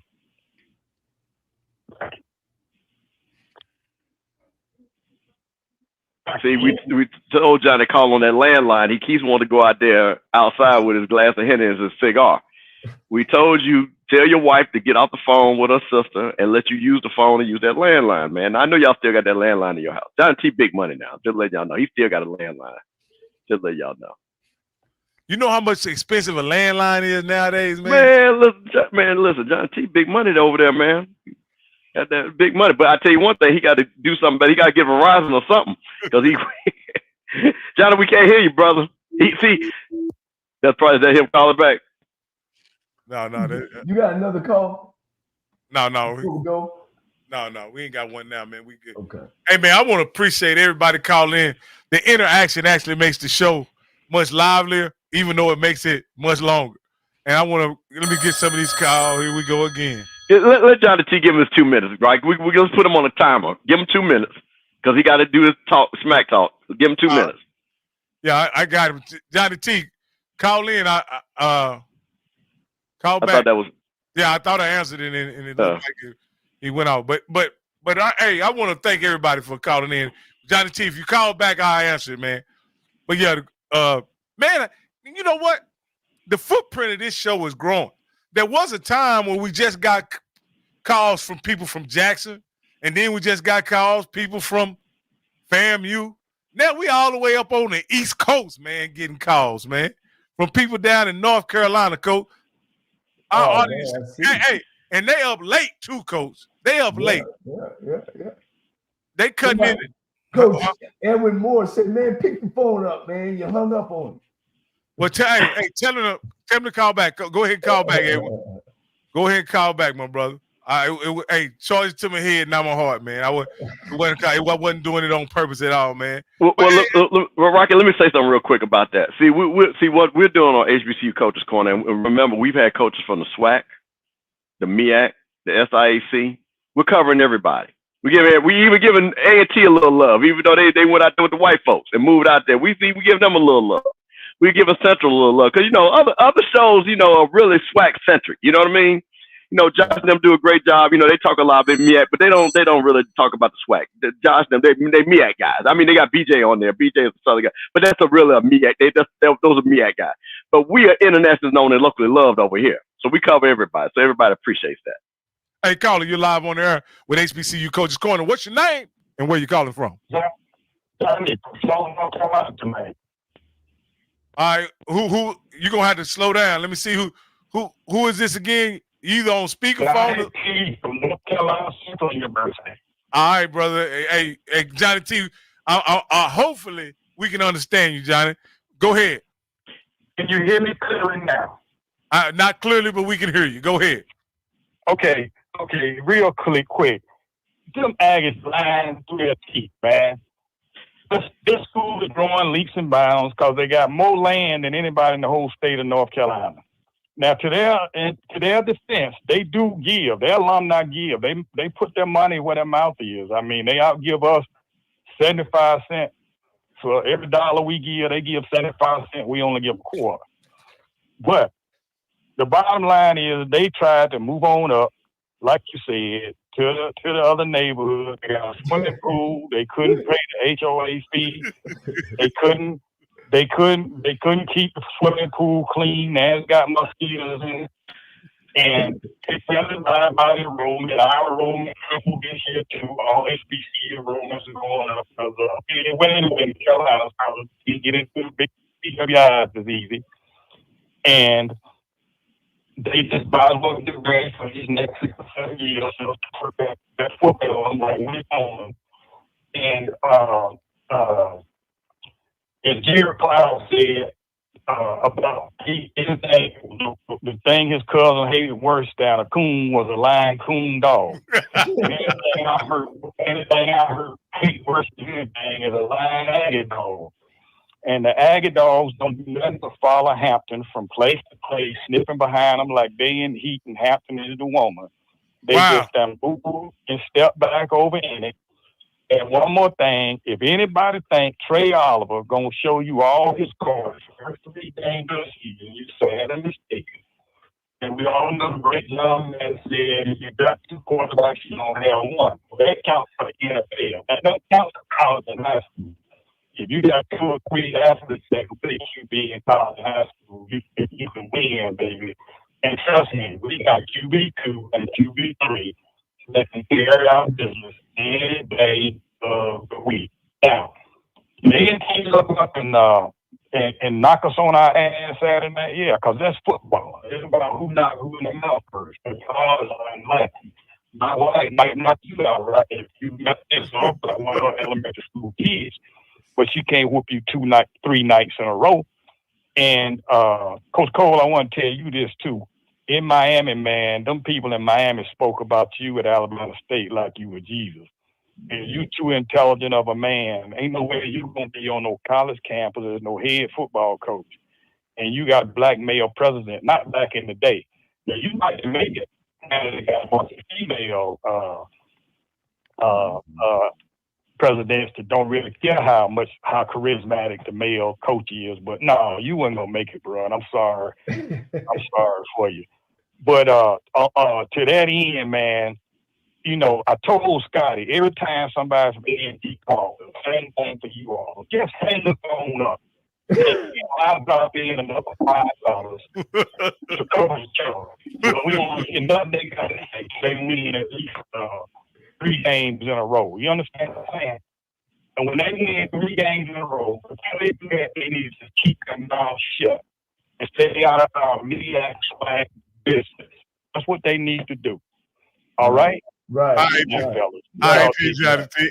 Hey, one thing I've just figured out. Whatever they got going on in the MEAC or on the East Coast, it's just as intense as it may be. Jackson State Southern, FAMU Southern, Southern, Prairie View, TSU. It's just as intense. Listen, North Carolina A&T and North Carolina Central, again, a lot of pride, a lot of history between those 2 programs. And, man, they hate each other, man. I'm telling you something. They hate each other. And I mean, when you hear it, and I'm glad that we were able to give them opportunity because we were one of the people that featured this game. So I'm glad they were able to call in and talk about it. But I'm gonna tell you on both sides. So like I said, I'm from North Carolina. My family went to Fayetteville State and went to A&T. I want all that same energy next Tuesday night when you explain why your team lost. Okay? Because somebody gonna lose the game, coach. So I need for them to come right back on. We're gonna shorten this thing up, and we're gonna give you 2 minutes, no more and no less, to make your point. And let me say this to you guys about the A&T move. All right, I dominated FCS, right? I dominated HBCU football, which is FCS. If I was gonna make a move, wouldn't I have made a move to Division 1A so I could get some conference money, some TV package money? They went out on a limb and said we're gonna go over to this other PWI conference, and that way we don't have to travel as much. You know, you gotta spend money to make money to win. People like winners, man. They didn't want to put that $5 million up, coach, to move up. That's what it was. That's what I'm saying. I understand why they left the MEAC. We left the MEAC. I think the MEAC had a lot of internal problems. I think that they did not appreciate the big brands that they had. And again, and FAMU should have been in the MEAC anyway. I'm not going to get on that boat. But I think for North Carolina A&T, they really should have sat down with that school and basically said, what do you need to stay? Because we need you to be a foundational piece for this conference. They didn't do it. They allowed them to leave. And the MEAC is where that. But for A&T, I'm like you, coach. Even though they said they have a plan or had a plan, it doesn't look like a plan. Because they went to the Big South, stayed there. That didn't work out. Now they're the CAA, and again they're just kind of they're not where they should be. As far as the reason why the enrollment went up because of football. Oh well, no, 100%. All those championships, that they won, and I guarantee you, if they don't get that program going in the right direction, that enrollment is gonna die. So let me ask y'all this, because I know this is we didn't already went 246, but because I think this point is and I know you have a strong connection to FAMU. You guys would seem like y'all were at the same crossroads that A&T was in. They did it, and you guys look for another black conference to be a part of. What was it ever a consideration of FAMU to join the Big South or the conference that Jacksonville State was in, or the one that Kennesaw State is in? Was it ever an option for FAMU to leave the MEAC to join the Southland or one of those? Well, like you gotta say, what we did. We actually did what Coach Cole said. We actually went up. we didn't make a parallel move. We actually went up. The problem with our plan, it wasn't because we went independent. We didn't go into a conference. If we had, we were, and again, and I'm just going to tell you, and Coach Cole knows this, and we talked, there's a very famous picture. Jackson State, Southern, FAMU, and I believe Alcorn, Grambling might have been there too, were all going to move up together. They were all going to move up together. When that fell apart, FAMU said, hey, you know what? Because of our pedigree, it's like, we're just going to do it, and it wasn't thought of. But to Coach's point, it was like, if you're going to move up. Don't move parallel. Well, Billy Joe told me the whole thing on that. They were kicking butt. They were winning the MEAC year in and year out. And some smart guy got up in the office and talking to the board members, man, we need to take this program to Division 1A. And coach was trying to tell him, yeah, but let's not jump there. Let's start building a program, putting money into the program, building facilities, so when we get there, we'll be able to go recruit against these people y'all talking about playing against. But once again, as I tell you, these no athletic or non-athletic people that talk about numbers and stuff don't understand what does it take to get these programs going in the right direction. You don't jump there. You ease in there. But you first work on your facilities, get some money, as you just said earlier, Rocky. Go find a winning coach, the way to pay him, and then you go. You just don't jump out there and think, oh, it's going to happen like it did in FCS. Well, Jonathan Ford, Okay, I'm not gonna refute this, right? I'll put this in front of the judge and the jury, which is the HBCU family. He says A&T enrollment went up because of our programs, man. We have the top engineering program. Football does not define our university. No, wait a minute. Let me. Okay, so let me split the baby. Okay, so what was it, John DeFord? North Carolina A&T is an excellent academic university. But what Coach Cole is saying, and this is true, and this goes to PWI, what happened was, and you have to admit this, the Celebration Bowl allowed you to market your school, which allowed that growth. And because you have such great school, you have more people to know about. So again, as you're being on national TV every year, guess what? You get more kids to come. Guess what those kids say? Hey, man, y'all need to come down here. This is a great school. So it works hand in hand. Let's be clear. Now, I don't believe that they will decrease. But what I will say, because FAMU is one of those growth schools too, we got just as many people that want to come to FAMU as North Carolina A&T. So y'all know that y'all had 40-something, we had 40-something. But for you all during that time, it was a great program builder for the university. So I don't believe that you're going to go down because you've established yourself as a high-ranking HBCU. I think you can stand alone on that. But to Coach Cole's point, you cannot deny that the Celebration Bowl was a great marketing tool for the university. That is fact. Can y'all hold an engineering seminar and get 50,000 people to come to the seminar and pay $50? No, you can't. Notre Dame is known from Notre Dame because of football. Who knows Vanderbilt? Vanderbilt is one of the best academic schools in the world. Nobody really talks about Vanderbilt, do they, Coach? Miami became Miami. When Miami started winning the championship, everybody wanted to wear that ugly orange and green. When Florida State won them championships and was moving, everybody wanted to wear that ugly, whatever, red and gold. That's just how it is, man. And when these people start getting jealous of these athletic programs that's leading these colleges, they always tear them down. Always. Who wants to wear orange and green now? Nobody. Who wants to wear red and silver Florida State? Nobody. I'm telling you, man, football is the start of any program. And if you get a good football program, your school is going to grow. It's going to grow. So, yes, A&T was known by football. You know, this is one thing this is just my observation, Coach, from somebody who loves football. The opportunity that HBCUs have to market their athletic programs, I'm talking about all of them, seems to be in conflict with their academic mission. And I don't understand why. I don't understand why it's in conflict with your academic mission. You can have great athletics and also a great academic portfolio of programs. They are not mutually exclusive. You can do both, and there are organizations that do both very well. You know what, at the University of Alabama, you know what Nick Saban would do with his money? He would make so much money and winning so many championships, Coach. He would give all the professors raises from the football program. Do you hear the University of Alabama talking about, well, man, we ain't known about football? They'll tell you, we're known by football. They'll tell you. And like you say, Rocky, all these HBCUs, that's where the conflict comes. Where's the camera on? Is it on the head coach or is it on the president? Is it on the AD? Where's it on?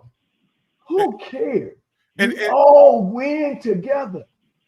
And let me say this, Coach. I don't think it's acceptable for you as an organization to be willing to field a team in any sport and accept losing. Why? Just don't play the sport if you're going to lose. Well, I want listen. I'm going to defend. I know those. I grew up in the MEAC Forest College. I'm going to defend the North Carolina A&T people. Don't want losing. That is a prideful bunch over there, And I'm telling you, when they made their run, they was talking. That bunch was talking, and they were winning championships. I think going back to Coach Cole's point, which is very important, sometimes the people that make those decisions come in conflict with the athletic mission. And I think, again, while the people from A&T and the alumni say, well, we were trying to do this and we're going to go this, I think, again, because I guarantee if they will be honest, and they wouldn't say it out public, they would much rather be in the MEAC playing in the Celebration Bowl every year than being where they're right now. They can't deny that, because that gave them cachet. Because, again, it's something. That's why I'm a proponent for the Celebration Bowl, and for this reason, for promoting our university. I understand, because first of all, FAMU won the whole damn thing. So we know what that, and we won playoff games. And I saw the playoff games where nobody went, nobody cared, and I saw what the Celebration Bowl did. There is a difference. There is a pride about that. There's a promotion about that. So that has a lot to do with it. Coach Campbell, you lived it. You lived it at Florida A&M. Yeah. Coach Billy Joe was winning every year. And winning playoff games. The engineering department was great. Everything was great. And because Billy Joe wasn't in agreement with them going to Division 1A, they fired him. Right, Bishop? And what happened to y'all program, Coach? We were in the wilderness for 10 years. Lost a whole decade. And let me say this, and I'll let you guys close it out after this. I don't think it's a conflict, academics and athletics. Because at the end of the day, in the year of 2023, the #1 public HBCU in the country did what, Dr. Bishop? I mean, what, Bishop Campbell? Hey, man, HBCU national champions. It can be done. I mean, A&T, like I say, they did it. They are a top-ranked, once again, if we're one, they're always two. So I'm not going to take that away from them. So they have done it. But I'm going back to Coach Cole's point. This goes back to people that do not understand the jointness of athletics and academics. We used to understand that. What happened, and we still do it with the band. They send the band, Jack State's going to the Rose Bowl, FAMU's going to the Rose Bowl. And that's a gateway, and you're going to see it. You know, FAMU is in Tallahassee, Florida. Jack State's in Jackson, Mississippi. So these are the gateways that we have used. And again, can make money, to Coach Cole's point, because if you got a good program, those people in North Carolina A&T went to those football games when they're winning. We go to our football games when we're winning. Jack State goes to those football games when they're winning. Southerner will go to those football games when they're winning. So again, I think what we have to do, we have to have an honest assessment about both the academic mission and the athletic mission, and understand they work hand in hand. Let athletic people make athletic decisions. When we were at Tennessee State, Coach, we had 44,000 people come to homecoming. When we were there, they still hold all the attendance records when we were at Tennessee State. Why? Is it because of Eddie George, or is it because we won national championships? It's because we won national championships, man. And the school has went down since then. Well, we'll have this conversation in about 2 years, guys, when North Carolina A&T don't get out of the hole, finish at the bottom of the conference, and we'll see. They'll be crying to get back into the MEAC. So we'll leave it at that. Hey, guys. Hey, man, I appreciate everyone for, watching the show, man. We've had up to 200 watchers tonight, man. We got 150 right now watching as we close out the show.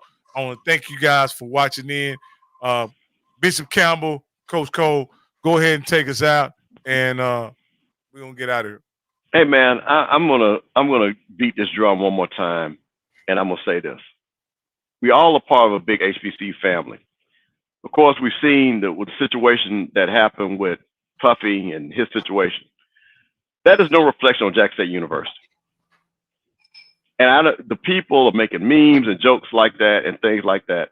And I think, once again, instead of promoting the greatness of our HBCUs, we're looking for things to tear them down. Same thing with FAMU, with the 227, Jack State with the water, Grambling with this, and all that stuff. And I'm just asking people, you represent your university.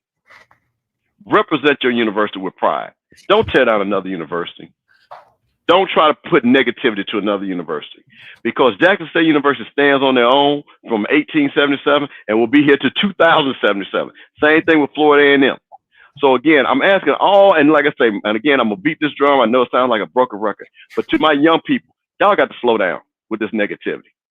You got to slow down, because you are doing a disservice with your university. So support your universities, talk about your university in pride, and respect other universities. That's all I got, Coach. Well, once again, we were talking about the debate, and we watched the debate last week, and hold on for a minute, 8 months, and you see the tales of two people. Now I'm gonna say this, I'm a Kamala Harris fan. I'm gonna go ahead on and say I'm gonna endorse it. I don't know what we see in this guy. We're talking about the highest office in the land, the highest office. And I know nobody's on earth is perfect, but to be able to be in that office, you got to respect that office. That got to be a person that, I'm not saying perfect because none of us are perfect, but he's got to have a person in there that has some integrity, some character. And I really feel that the person in that office, because when you look at the country, you look at 10% are rich, 80% are middle class, high, middle, and low middle class. And then you got the last part, 10%, maybe lesser, that are poor. And the 80% have been running the country because of our taxes, okay? So if we got a president come in and say, okay, hey, we know you rich 10%, but you can give more. That's all we asking. You can give more. It's almost like, I don't even know how you can even like President Trump, former President Trump, for that office. That's all I'm saying. I don't know him as a person, but I know what comes out of his mouth. And that's all I'm saying, is that is the highest office in the land. People that got money, stop being selfish. I know he's gonna cut some. Y'all don't want him to cut your taxes. I know that. Y'all don't want immigrants to come in across the land, but this country's built off immigrants. Hell, we all are immigrants, just about. We all are. So, and I would like a person to be able to tell me specifically what your policies are, what your values are, and then display that. And for some reason, I just can't even see why they even close this year in the voting thing. I really don't. I've seen some things. It's almost like we're looking at Trump as this beautiful woman that we want to get to know because he got money and everything, and we think that he's going to give us something or whatever. But it ain't that. It's who is the person. The person. We're choosing the person for the highest office in the land. And that person should be able to think like the majority, bend with the majority, know how the majority or need. If everybody is successful in this society, we'll make more money, it'll be more happier people, and it'll be a better world. That's what it's. So, as I always say, life is great, man. I tell you, life is wonderful. My life has been a roller coaster just like anybody else's. And I show hate, I show love when I'm at that top. You know what I'm saying? And as one would say, don't be afraid of failing. Be afraid of not trying. So if you're feeling low, if you feel yourself at the end of the rope, as I always say, you tie a knot and you hold on tight, because ain't nobody